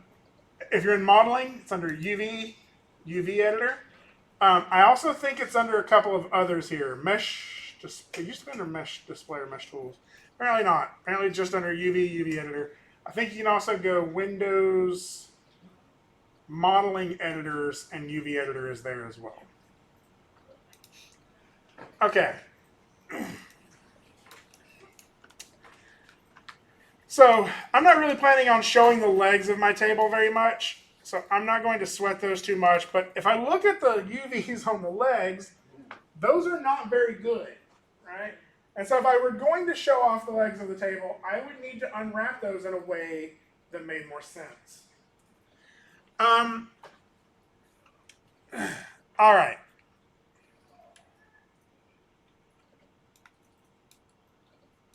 So let's go ahead and talk just a little bit more. I'll do one more object in here. I'll do my bowl. So if I look at my bowl, I think it's important to recognize that a question I get asked a lot is, do I have to UV unwrap that? Right? Because most people aren't wanting to. Most people don't enjoy UV unwrapping. And the answer is only if you need to, right? Only if you're needing to put like if it's just a solid material, like my spoon, I didn't need to UV unwrap that because everything has the same material on it everywhere, right? However, something like my bowl, that's sort of a up for grabs here. Let's see if we have to or not. I'm going to go ahead and assign a new material to it. And what I really want, I'm going to do the AI standard surface again. And what I really want is I want some stripes around the outside of my bowl. Right? I want a stripe that goes all the way around like the middle of it. I want it to be blue, but I want a slightly lighter blue stripe. So I'm going to go to my color, and instead of choosing a file, like going into Photoshop and making a file that has that information in it, I'm going to do something procedural, right? Because I could do all sorts of different procedural textures in here, right? I could do a checkerboard texture on there, right? That's a nice bowl. I could change the number of times that checker repeats, 20 and 20. And now I have a Beetlejuice bowl, right? I say leave that. Psychedelic. You like that? Yeah, leave that. All right. Now, but let's try to get something specific. So let's say I don't want that anymore. I have my color channel here. I can right-click on color and go break connection. So that gets rid of it. So what I am going to map into here is a ramp. And a ramp is a type of node inside of Maya. It's procedural, which means I'm not finding a file somewhere else. This is all code that lives inside of Maya. It's a procedural texture that allows me to transition from one color to another. Right? I can make a rainbow out of this. I can make a slow gradient out of this. I can make stripes out of this. So what I want to do is I want to make stripes. So I'm going to do a ramp as my material. And you'll see, if you look closely, at the bottom of this, it's like kind of darker on the bottom and gets brighter on the top, right? So let's see if we can make that more obvious in here. I'm going to go to my AI standard surface, go to my ramp. And so if I start moving this, you'll see that like that, the black part of that slides up higher, and then the white part is less. So the problem with this is it's got this slow transition to it. I want to make it an instant line, right? I want to make it like a sudden cut in it. And so what's happening here is the interpolation is set to linear. If I set that to none, then what I get is black. And then as I start pulling this down, I'll get a white line that happens. And you'll see that's because my gradient is transitioning up this way, right? So I can change my colors for each of these dots. I can go in here and find, let's try like a blue, something like that, right? And then for this line, I could use a slightly lighter color of that blue. And then for the inside, I could just grab another point here and drag it out, get my line like that. There we go. I kind of like that. Let's try that. Now, if I render this, you'll see I'm able to just get this stripe on my bowl. Okay. Materials get really complex. And I'm going to show you one more editor before we go into creating something for our cereal box. So if I go up here, see this little sphere underneath Arnold? It's like right next to my render settings. This is our hyper shade because we wanted it to sound cool when we were naming it back in 1995. You're all lucky it's not called the extreme shade. So if you look up here, what this is a collection of all of the materials that exist inside of Maya, right? I think we've kind of briefly looked at this before, but let's look at it just a little bit more in depth now. So I'm going to go ahead and name some of my materials. So like my bowl material here, I'll go out here to AI standard surface. I'll name this bowl MAT, right? I'll name this wood MAT, so I'll know, and my spoon MAT. And so now you can see over here in my hypershade which one's which. Right? So what I want to show you is if I right click on spoon and say graph network, you'll see that I only have two things in here.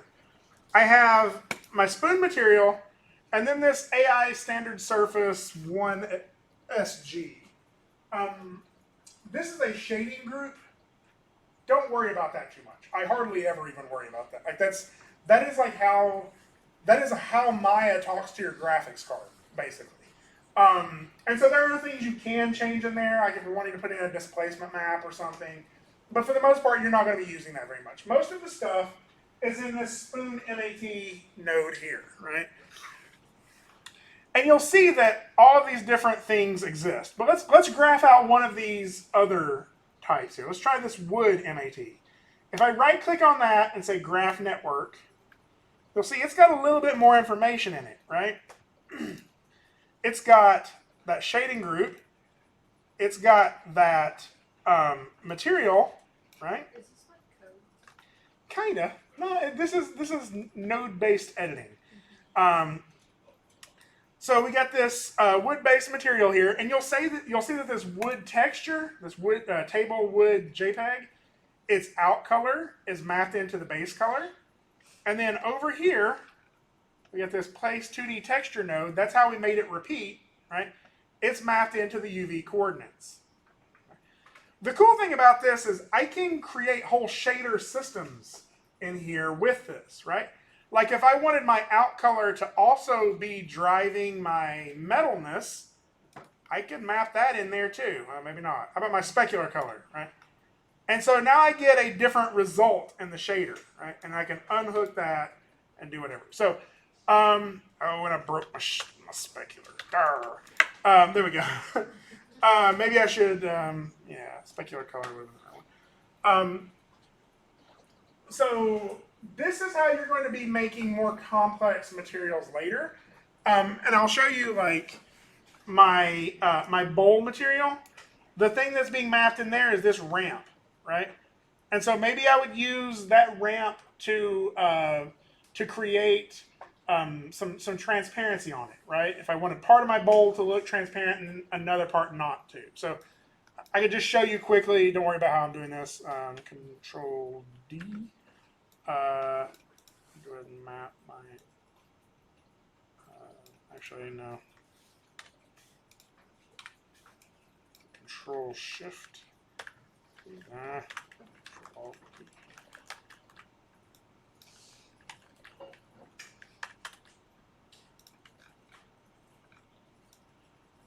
Never mind. I'm not gonna worry about it yet. Well. Forgetting how you copy and paste those with it, keeping them together. Edit, duplicate special, duplicate with transforms. Shift D. So just that.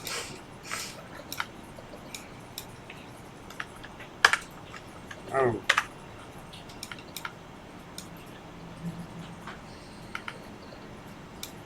So I'll just duplicate those special.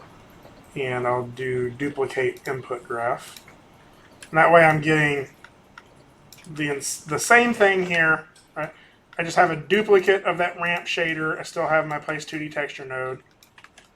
And I can go in here to this ramp and completely change what happens after this point. And I'll make this black and this white. And I could map that into something like my transmission, maybe? Is this one of those videos? No, this part isn't because I'm not really wanting to do too much of this. Where did my render view go? There it is. I'm just kind of showing you that we can use this to make stuff like this, right? To where half of it, I mean, it'll be in the video I'm recording right now, where I'm able to use that ramp to make half of my bowl invisible, right? And the cool thing about that is very quickly I can change what part of that bowl is invisible just by sliding that up and down a little bit. Right? Can you do the gradient as well? Uh-huh. Yeah, I could make this like linear. Okay? So a lot of this stuff is like, it gets really deep really quick. That's why there's a whole class for lighting and rendering, right? Being able to procedurally generate the shaders and the materials you want is pretty neat. Okay. Does this also, in thinking about rendering, doing it this way, does that reduce, or does that like not significantly add to render time? No, well, Or does it kind of yes. Well, what you're trying to do is reduce calculations. And so pulling like a whole bunch of enormous texture files, they may slow it down depending on sort of your computer's hardware and stuff. Whereas this is just like some math that Mike can do in the background.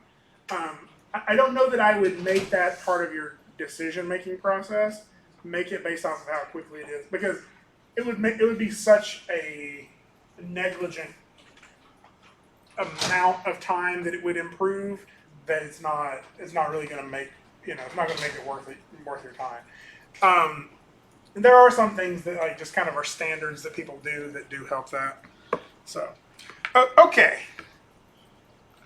Let's look at our cereal box. This is the monster. All right. This is the thing we're all worrying about because this is how Maya thinks of your cereal box. And that is nothing like what is going on in this cereal box.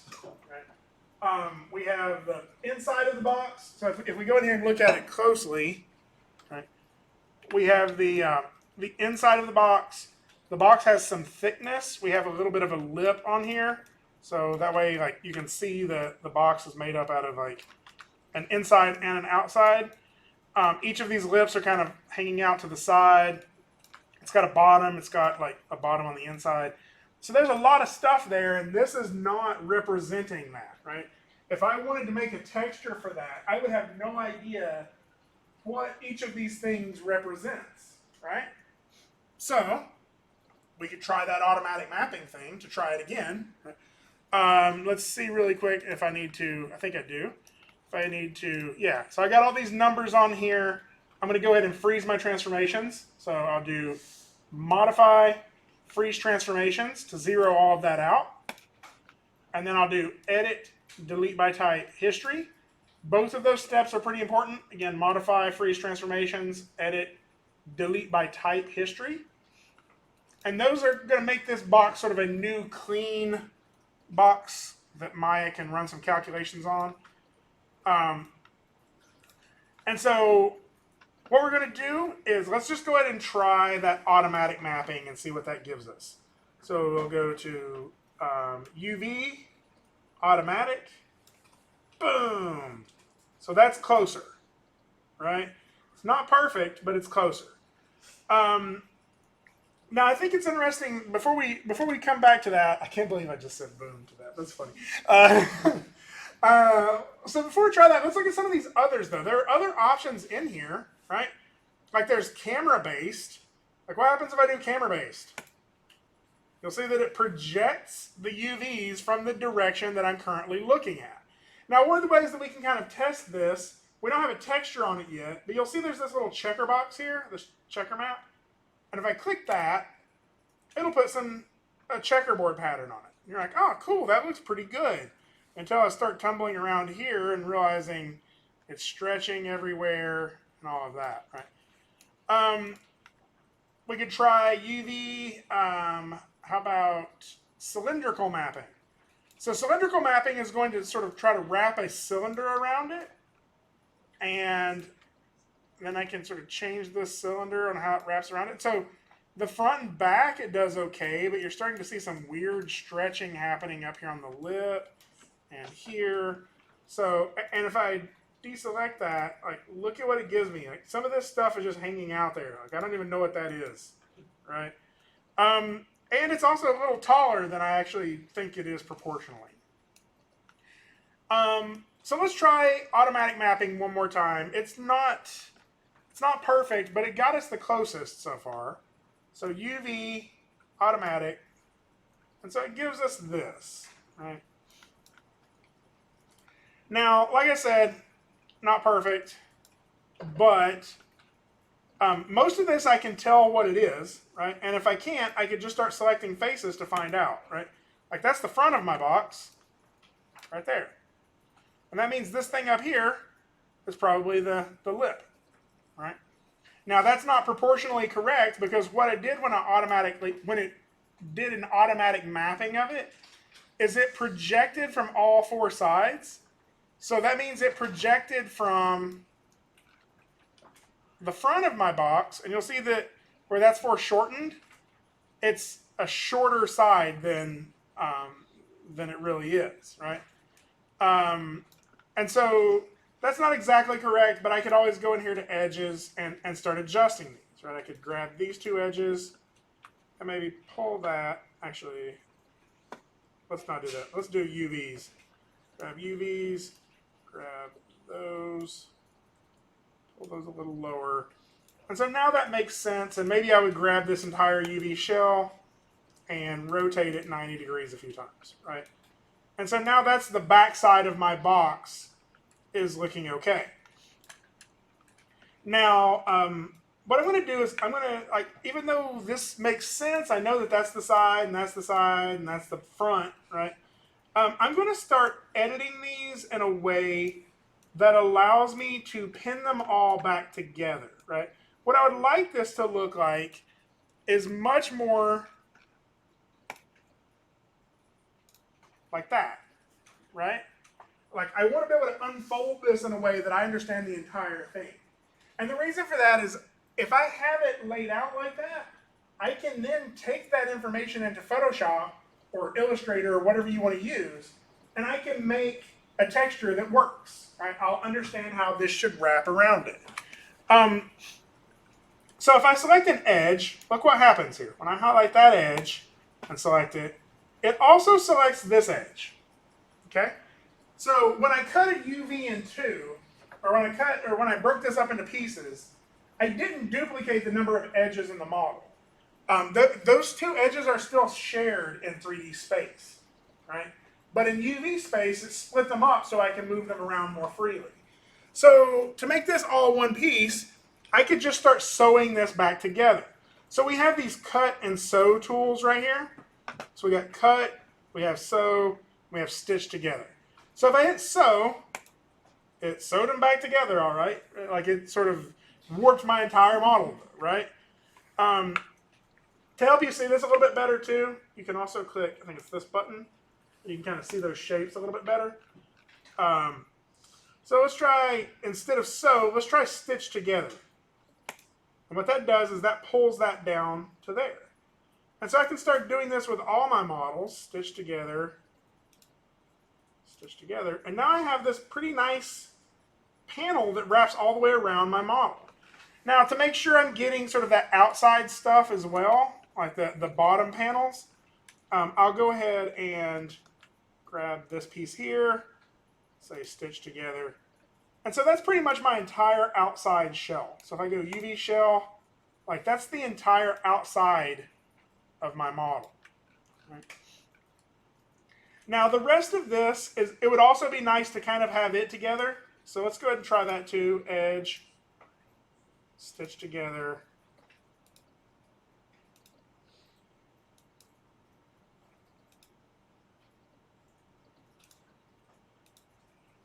Okay. And then I'll do UV shell. So this is the inside of my box. And then I have these little things here. And if I highlight all of those edges, you're like, where did those go?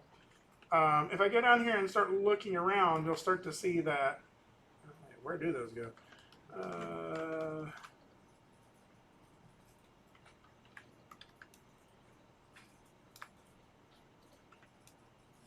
Yeah, so it's those edges right there on the inside, right? So you'll see that they're kind of. Do I not have those? I may not have edges selected. Let's do edges. Yeah. You'll see that they're kind of hooked together there. Now, this is where you have to be careful, because if I do stitch together here, it does that, right? Because basically I just made my model watertight. I don't really want that. I could go through here and very meticulously stitch them to this if I wanted to. But it's also those are such small pieces that I'm not sure it really matters. So I'm not going to worry about that too much. Now, I'm going to teach you a new word that is not going to make a lot of sense. It's called texel density. Okay? Please spell that. Texel. Density. Density.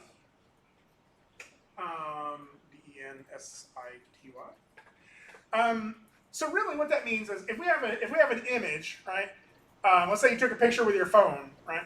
There's so many pixels across that picture has, right? You can't subdivide a pixel and get more detail, right? That's the limited amount of detail that is in that image. So if I tried to take a picture with my phone and then I tried to print that out the size of a billboard or something, it's going to stretch that so much that if I get close to it, I'll be able to see every pixel really big, right? So it's the density of the number of pixels in your texture in relation to the 3D model itself.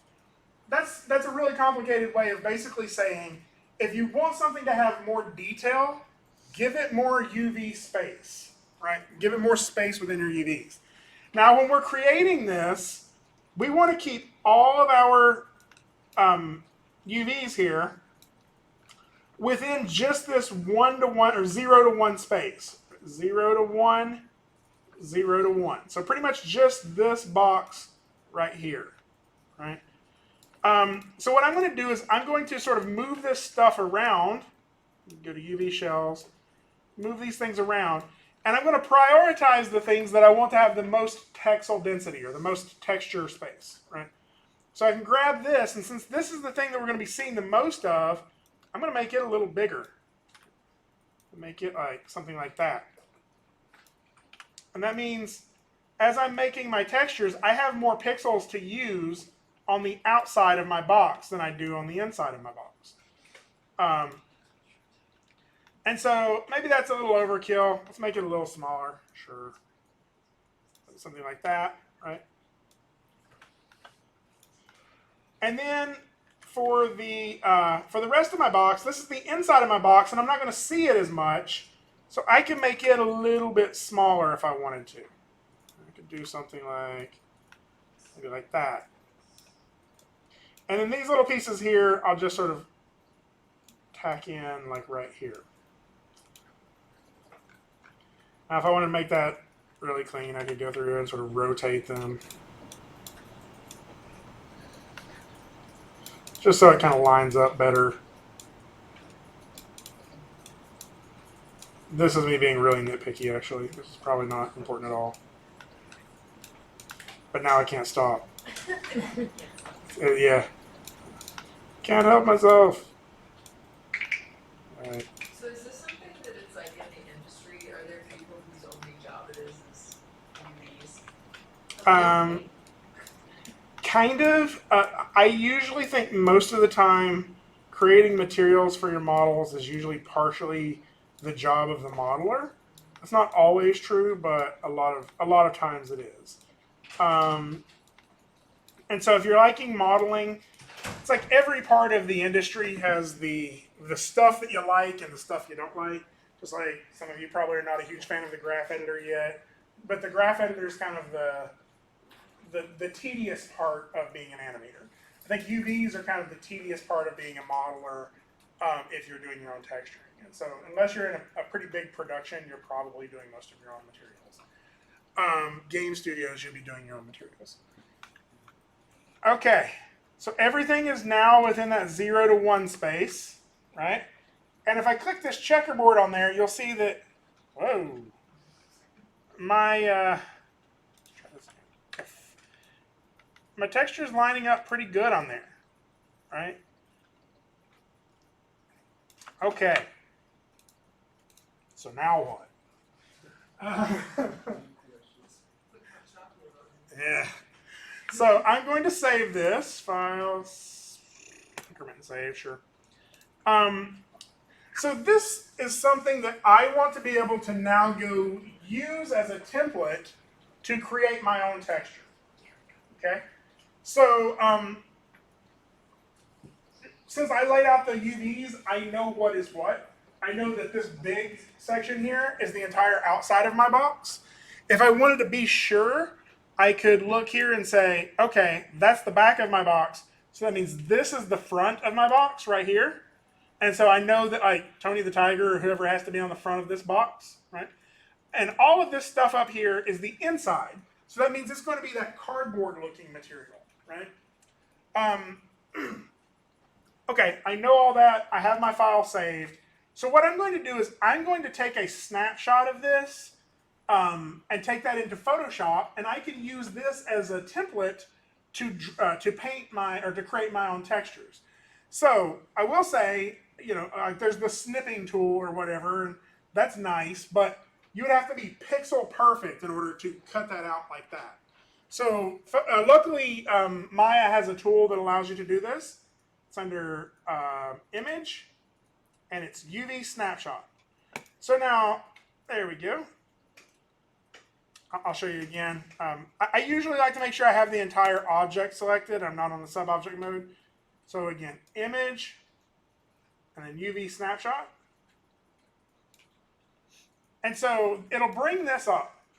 Now this is this is how you sort of determine what your image is going to be, right? So it's going to save out as a file format. I don't want an IFF. Nobody ever wants an IFF. I'm going to use a PNG, and the reason I'm going to use a PNG is because a PNG has transparency. And so what that means is it's just going to export out the lines, not the space in between. And that means I can put that up there and I can color behind it and still see my lines, right?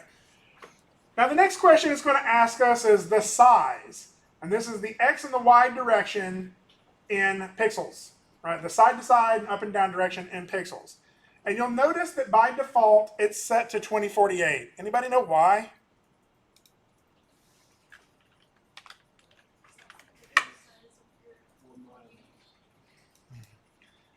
Size. I don't either. Let's just play a game instead. So, I don't mind that. I love this Oh, yeah. anybody played this game before? Yeah. game. Yeah, it's terrific. Anybody ever got to 2048? Yes. Man, I I've been wish. close. My wife did once. I sang a song about it for her. I was celebratory. Yeah. If one of us hits 2048, will you sing a song for us? Okay. So the way this game works, if you've never played it, once two letters sort of clash into each other or crash into each other, they double, right? So 2 and 2, you get 4. 4 and 4, you get 8. Now 8 and 8, you get 16.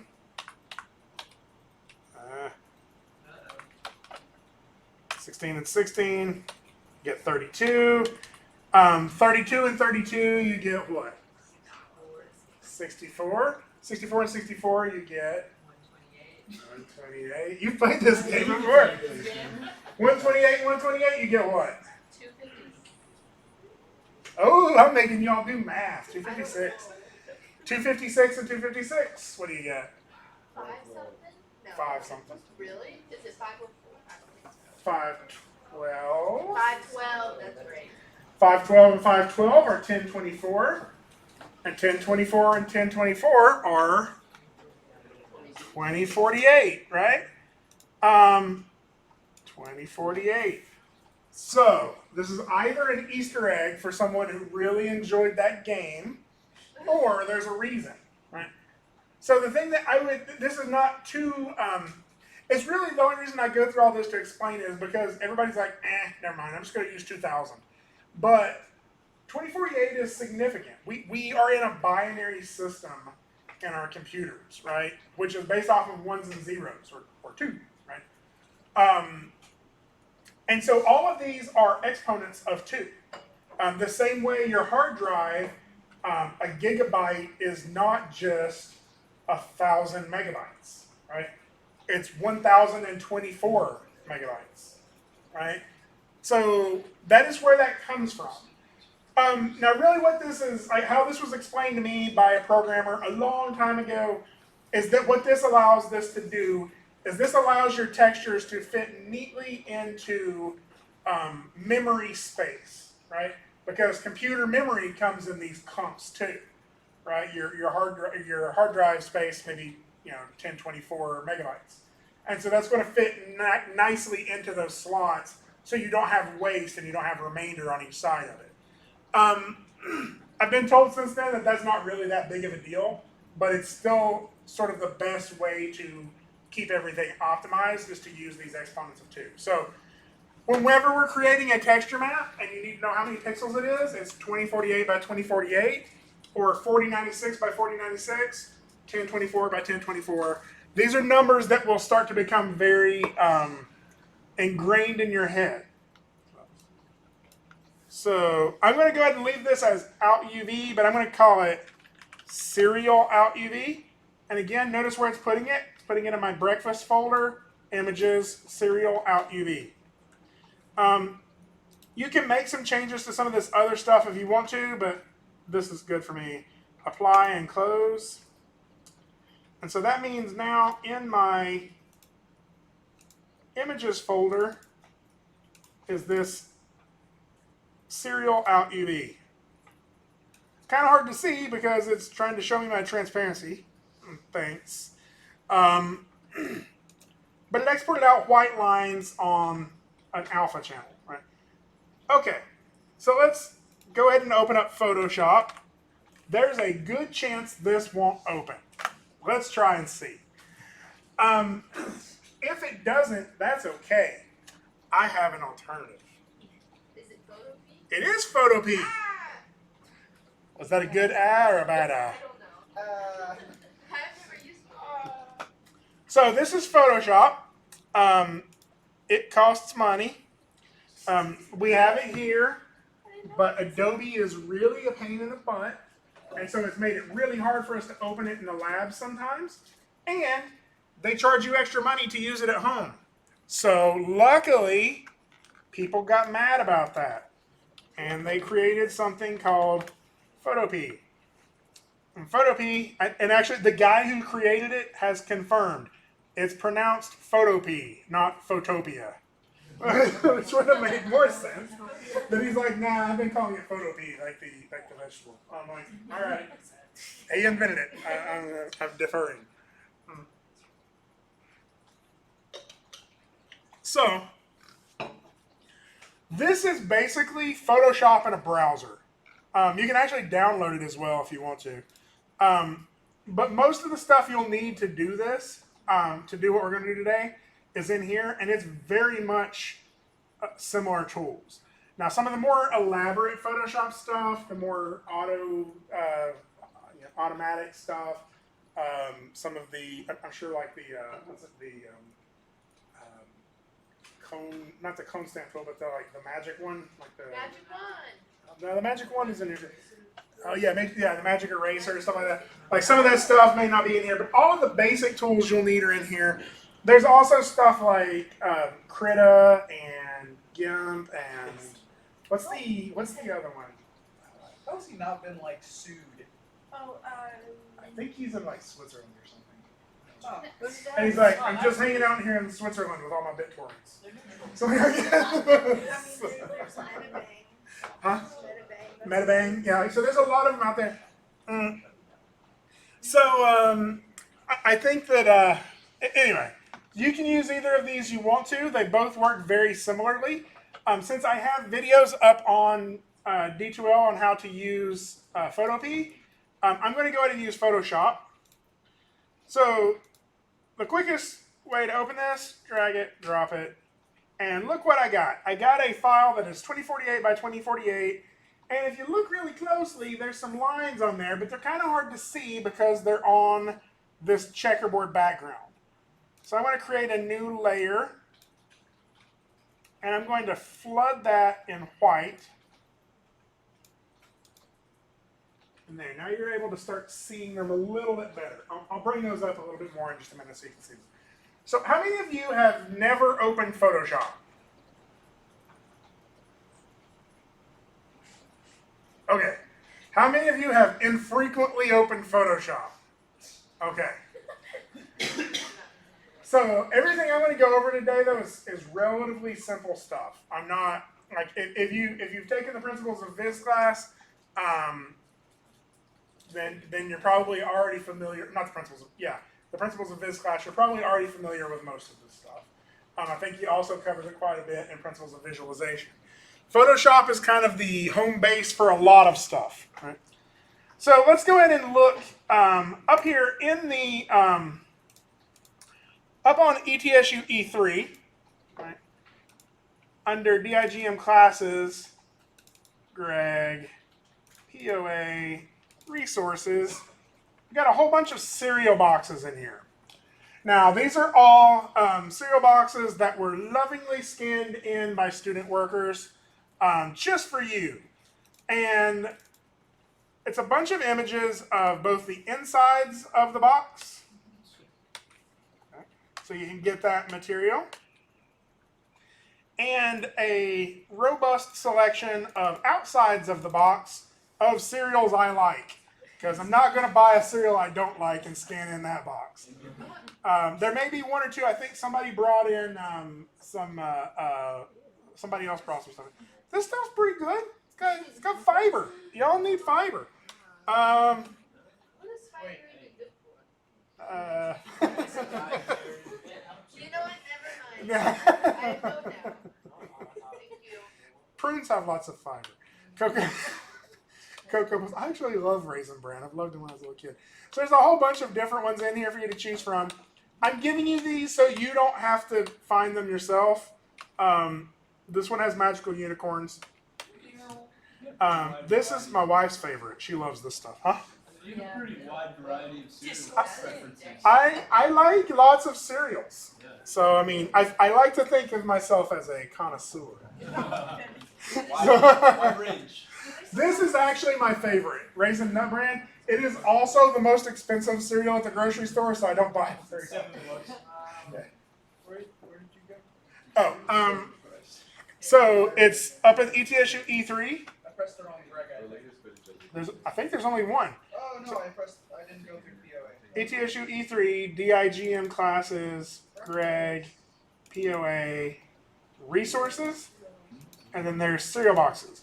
Now, actually, all of these are up on D2L as well. You can download them that way. But I'm just going to kind of grab a few of these that I like, and I'm going to move these into my source images. That's important. Because if you actually just try to link to the ones that are up here on the network, this network is not at your house. All right, so if you go home, they're not going to be there. Actually, I could probably copy all of these. How big is this? Copies. 170 megabytes. That's more than I want. I'll grab a couple of inside boxes. So I'll call this new folder, and I'll call this resources, because this isn't going to be my final texture. And I'll just copy a couple of those here. So you can make as many folders and name them whatever you want in the source images file? Mhm. Okay. Pretty much, actually, the folder structure that is inside of the Maya generates, that's just a suggestion. That's one that works pretty good for most people, and so they just adopt it. Yeah. Once you get into larger productions, you may have different reasons for naming them differently. So I'm working on some video game projects. They name them differently. They have them organized a little So differently. you can even rename those folders in my generates? Mhm. Oh, Yeah.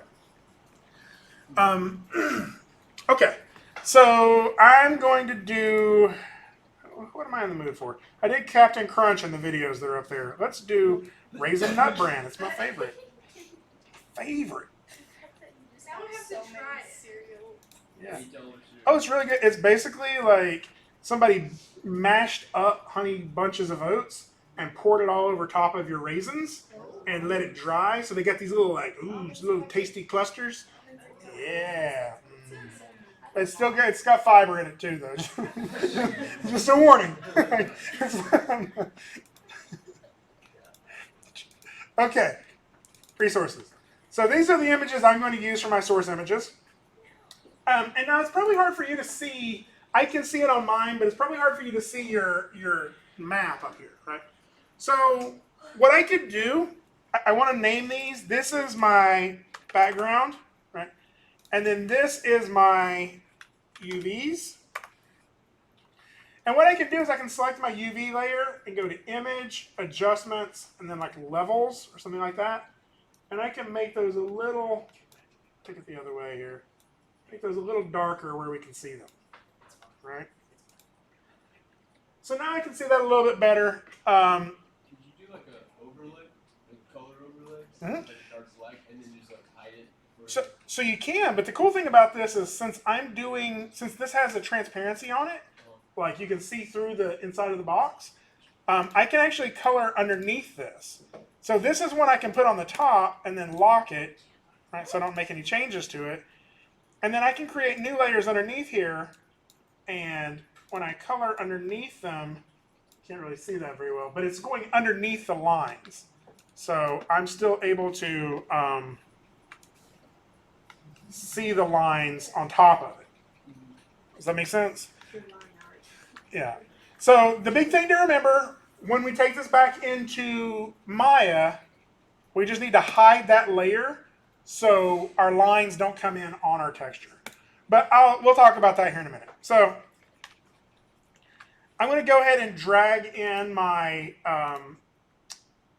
a couple of my source images here. So I'll start with this inside one image, and I'll drag it into here. Does that work? Yeah, there we go.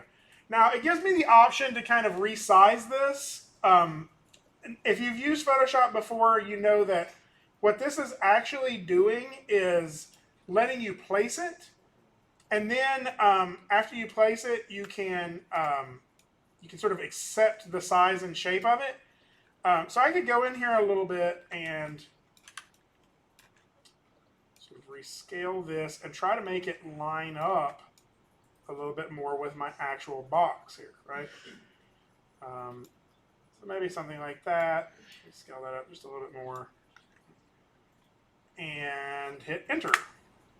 So when I hit enter, it sort of accepted that size and shape. The thing about that is if I made changes to that file, it's still hooked in here in Photoshop. And so just to allow me to continue to make edits to it in here a little better, I usually right click on this and say rasterize layer. And so now that little image you see that little image is in that bottom corner of the layer right there. If I rasterize my layer, that goes away. Now what I can do is with my move tool, I can hold Alt and I can drag a couple of duplicates of this in here if I want to. Or I could also, instead of doing that, I could just select a range of this, like this section like this, then go to my move tool and hold Alt and just drag that, right? Now really all I'm doing is I'm trying to get me a couple of, I'm trying to manually cover as much of this as I can. Yeah, there we go. That's looking all right, I think. And then I can go in here if I want to sort of clean some of this up. I could use the clone stamp tool. So the clone stamp tool is kind of neat. I have my my brush here. If I hold Alt, it will allow me to sample from a section of this box right there. And click it. I got to be on the right layer. Alt and click there. And then I can use Photoshop to paint over like that seam with another part of the box. Right? And what that'll allow me to do is to get rid of some of these little seam lines that are in here that I may or may not want. So.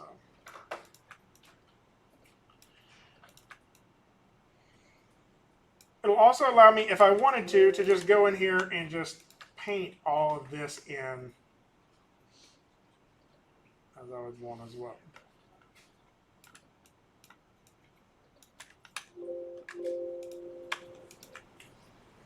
My brush a little bit bigger.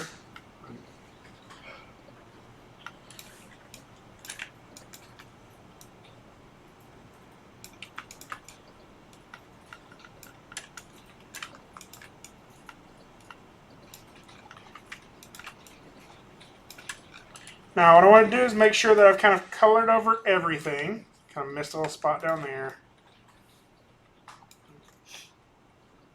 All right, that's looking all right. So let's look at what we have here really quick. I'm going to take this back into Maya now.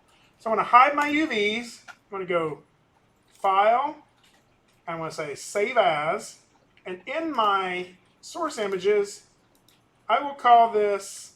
Let's do it as a PNG. Nah, let's do a PNG. I'll call this serial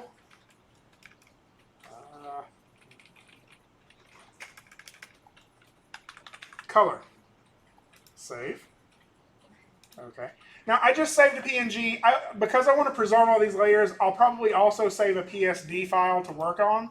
But the thing that I'm going to apply in Maya is that PNG file. So I'm going to go ahead and right click on this, assign a new material on my serial box, AI standard surface, right? And on that AI standard surface, I want to map into the color that file we just created. So it is, wait, where did I put that? Up here, serial color. And when I apply that, look at what we get here.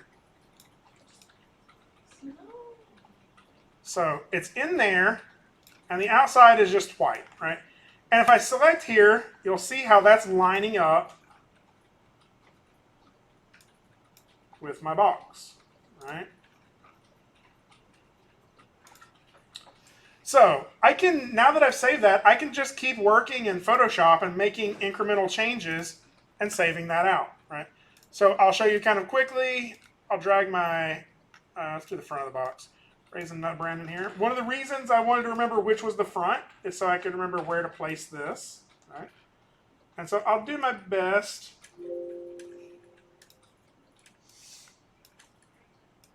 Scale this, stretch to fit a little bit.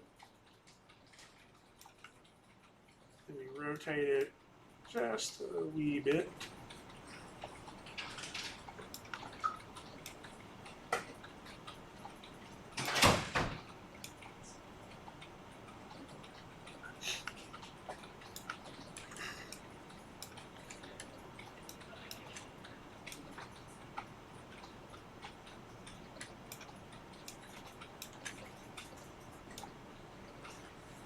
Okay. Hit enter. So now we're getting a little bit closer. Again, I can test this out to see how it's working. I can go File, Save Scene As. I'll go ahead and save that as my serial color. Save, yes. Okay. And here's the cool thing. Once I go back into Maya, it should pretty quickly update that texture. Now, see it updated it there. It doesn't seem like it's updating it in my viewport just yet. So one of the ways I can make it update is if I go to that material and click here, I can hit reload. Oh, it did. It automatically updated it. So I'm starting to get this lining up a little better now, right? And so when I go to my Arnold render view and render this, we're starting to get this textured object in here. Now, the thing to remember is that my cereal box is not made out of like glossy glass, right? My cereal box is actually made out of cardboard. So all of these other things in here have to be taken into consideration as well, such as my specular, right? Maybe I want to take my specular down and raise the roughness just a little bit. And hopefully that will change the way that that renders. Now I'll show you a couple of more quick things in Photoshop, and then I'm going to go ahead and kind of wrap it up. We got this top piece up here. If I want this to line up better, I can cut this off and move it. So I can go in here, select this. Actually, I need to kind of move that whole thing, don't I? Just realized that that's not lining up. So I'm going to rasterize this layer. Control T. Just scale that back in, get that in place. All right, there we go. And then I can sort of highlight all of that. I can right click and I can say layer via copy or layer via cut, right? And if I do cut, what it's going to do is cut that little piece out and put it on its own layer. So now I can do Control T, get that to line up a little bit better. Right? Enter to accept. For this piece right here, maybe I would go in there, chop all of that off. Let's see, there we go. Let's do layer via, let's do copy this time. And then, oh, what's that one? I'm gonna uncheck this auto select layer there. Oh, cut the wrong thing off. I see. Let's try that again.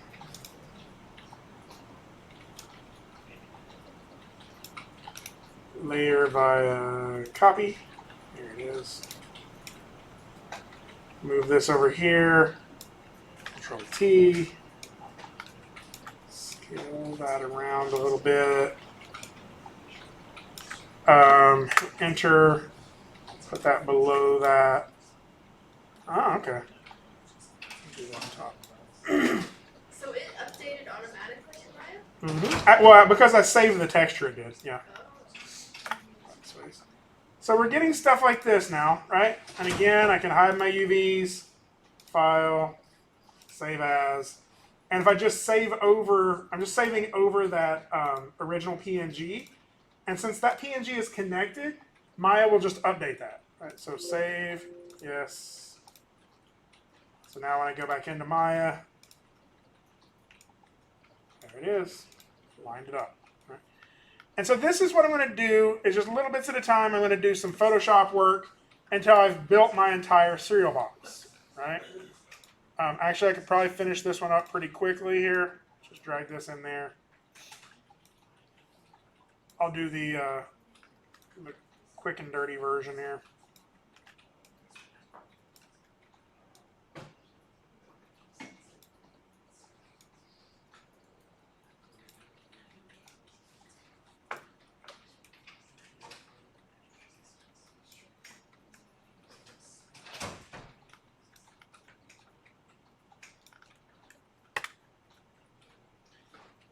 Okay. I go in here. All of this. Let's rasterize this layer first. Layer via cut. And that way I can turn off the rest of that. There we go. Move this piece over here. Do the same thing with it.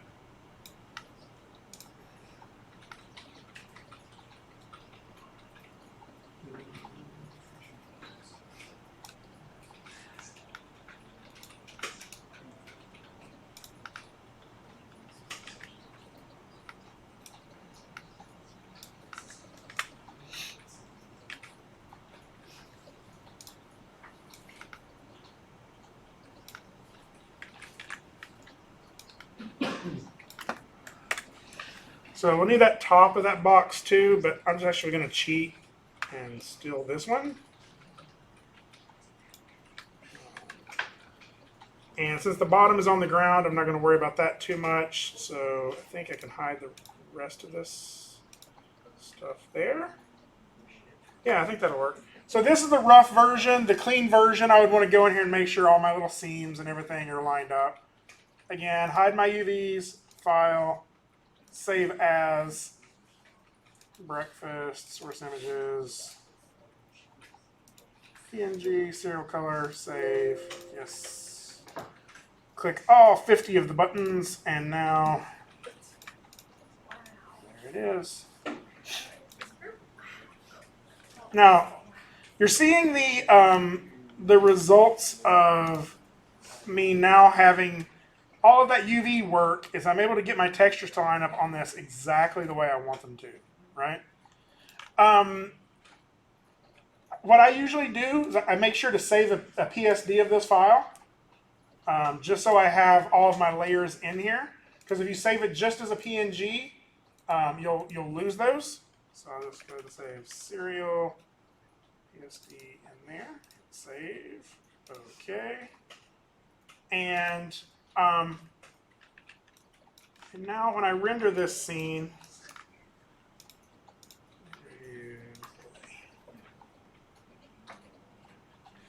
there we go. We're getting something that's starting to feel a little bit more realistic, right?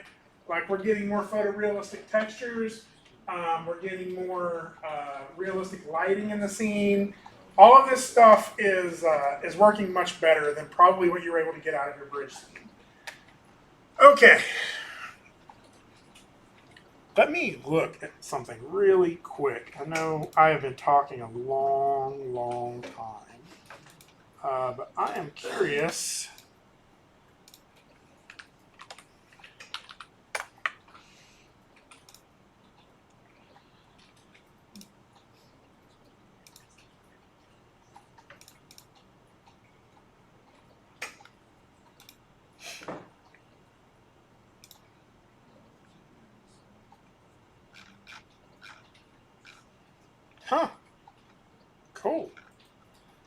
So, what I was planning on covering today and Thursday, we just covered all of it.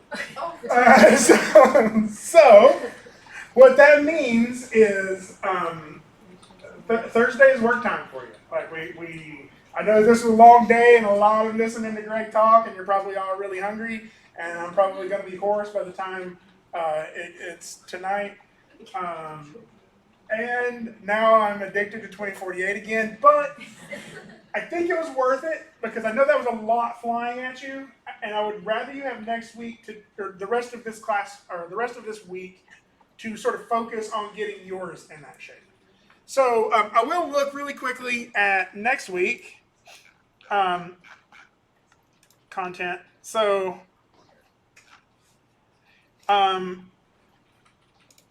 next week we get into, wait, that's not where I wanted to be. Next week we're going to get back into animation, right? We're going to start rigging up our spoon and starting to make it jump around, starting to make it do some stuff, right? So what I would say is just to be on the safe side, I would try to get as much of your modeling and texturing and lighting done this week as you can. So next class period is going to be open work time. I'll bring attendance just because I like to keep track of stuff, but it is kind of your time, and so if I'm not going to pay too close of attention to attendance tomorrow, if you're like, yeah, I just showed up, signed the road, and left. Like, I understand that. I assume that means you are sort of doing that work on your own time or when you're wanting to be doing that. I'll be here, and then that'll just be some open lab time, 3 hours of work time for you to just be working on catching up to that point. Some of you, if you've already worked ahead and you're already feeling like you're at that spot, that's cool. You can work on whatever you want to, or you can hang out, or whatever. Any questions? I know you probably have lots of questions once you dive into it. Yes? Is there a due date for the texture for the cereal stuff? There's not a due date necessarily for the texturing. So all of the different weeks of stuff, or the different, each week, actually I think I'm in the other class, not y'all's, but you get the idea. So this week, the only thing that's due is the discussion. There's a retrospective of like you kind of looking back at the things you enjoyed and the things you didn't enjoy. Mainly that's for a couple of reasons. One is we're going to be doing almost all of it in this project, like everything from rigging to modeling to texturing to lighting to all of it. And you're going to be starting to narrow down, I think, what it is that you are wanting to focus on, right? My hope is that you come away from this project with like, hey, I really liked texturing. That was cooler than I thought. And then next project, you tackle that a little bit bigger and see if you really do like it. And then if that's the case, then maybe when you get out of this class, you were like, oh, you know what? I really like lighting and rendering. I didn't know I was going to like lighting and rendering. Or maybe you just reconfirm what you already assumed, right? I don't like animation, or I like animation, or whatever it is that you were thinking of. So in terms of like having to have that part due, I'm not going to be checking it until the project itself is due. All that's due each week is the discussions. Having said that, it's probably worth looking at that timeline really quick. So the original project, when we talked about it, here it is. The entire thing is due November 17th. So today is October 22nd. So we have next week where we're going to be focusing on animation of the spoon and rigging of the spoon. The week after that, 4th through the 8th, is the simulation of the cereal, I think. Let's see. So that's, make sure about this. So yeah, week 9 is going to be the spoon. Week 10 is, pretty sure, yeah, that's where we're going to simulate pouring the cereal. No, I'm sorry. That's where we animate the spoon. So week 9 is animating the spoon. I'm sorry, week 10 is animating the spoon. That means week 11 is where we simulate the cereal pouring out. Right? So that's this part here. We go through all the simulation stuff. And then I think it's due the following week, which is week 12. So, I believe. I have a question. Whenever we pick our cereal, does our, I guess, like, I don't know, I can't remember what it was, but like out in the simulation, like those balls, you know, Yes. do I have to make it into cereal? So, that's a good question, actually. So, you all maybe want to hear this. The question is, you're picking a cereal box cover today or this week, right? Well, later some cereal is going to pour out of that cereal box, right? And if you pick Fruit Loops and what you pour out is little yellow balls, you're like, oh well, mom bought the cheap cereal and put it in that box this week, right? So. She said I couldn't have sugar, so she put Kix in the box. Yeah. I would say I don't mind exactly. I don't mind that myself, but I'm not the only one that ever looks at this, right? Eventually, other faculty members who aren't doing animation will look at it and they'll be like, "Why are the Cheerios round?" Right? Like that stuff will occur to them. And so I would say, here's the thing: making round objects roll out of that box is a little bit, just a little bit easier than making sort of like Cheerios, like a donut-shaped object roll out of that box. I can show you how to do both, and I will show you how to do both.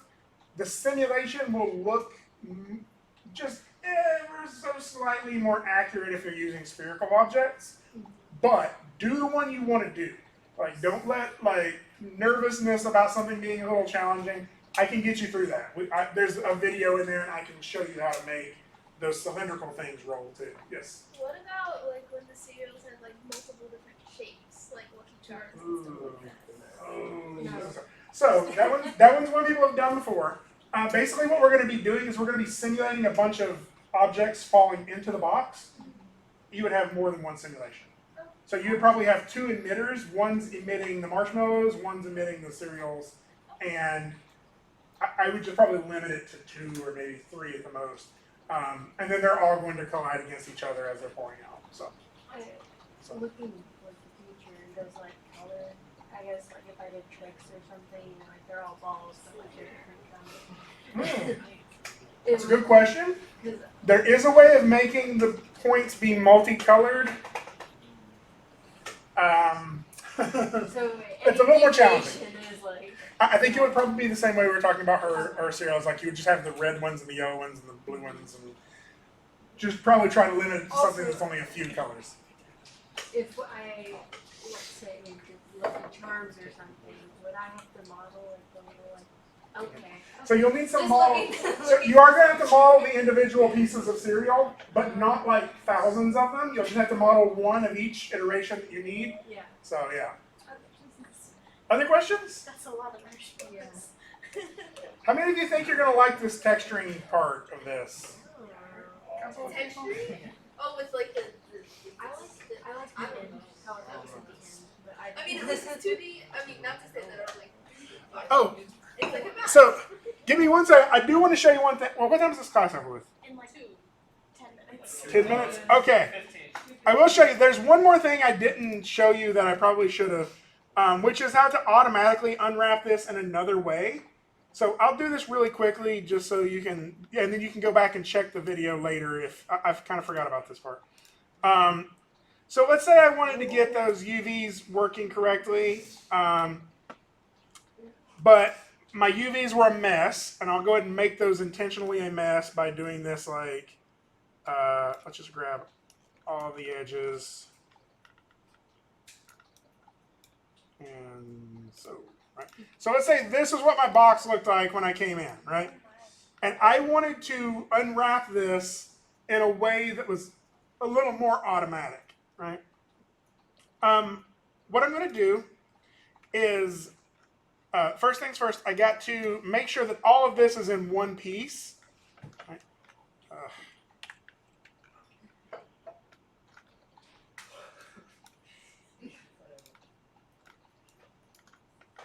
am just all over the place today. There we go. So all this needs to be in one piece in terms of my UV shell, and one of the easiest ways to do that is to go to UV camera based. Okay, so now I know all of the edges are stitched together. I'll go ahead and freeze my transformations and delete history again. Edit history, modify, freeze transformations. There is a way to unfold this box, and I can kind of show you that relatively quickly just by cutting all of these edges. So I go in here, I have to select all of the edges that need to be cut.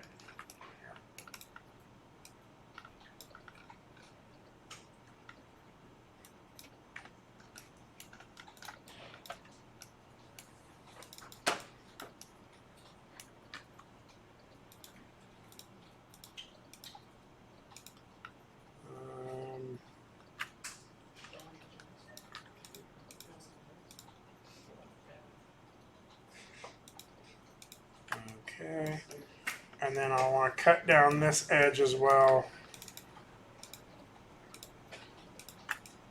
So I'm just highlighting all of the edges where I would want to cut this thing apart.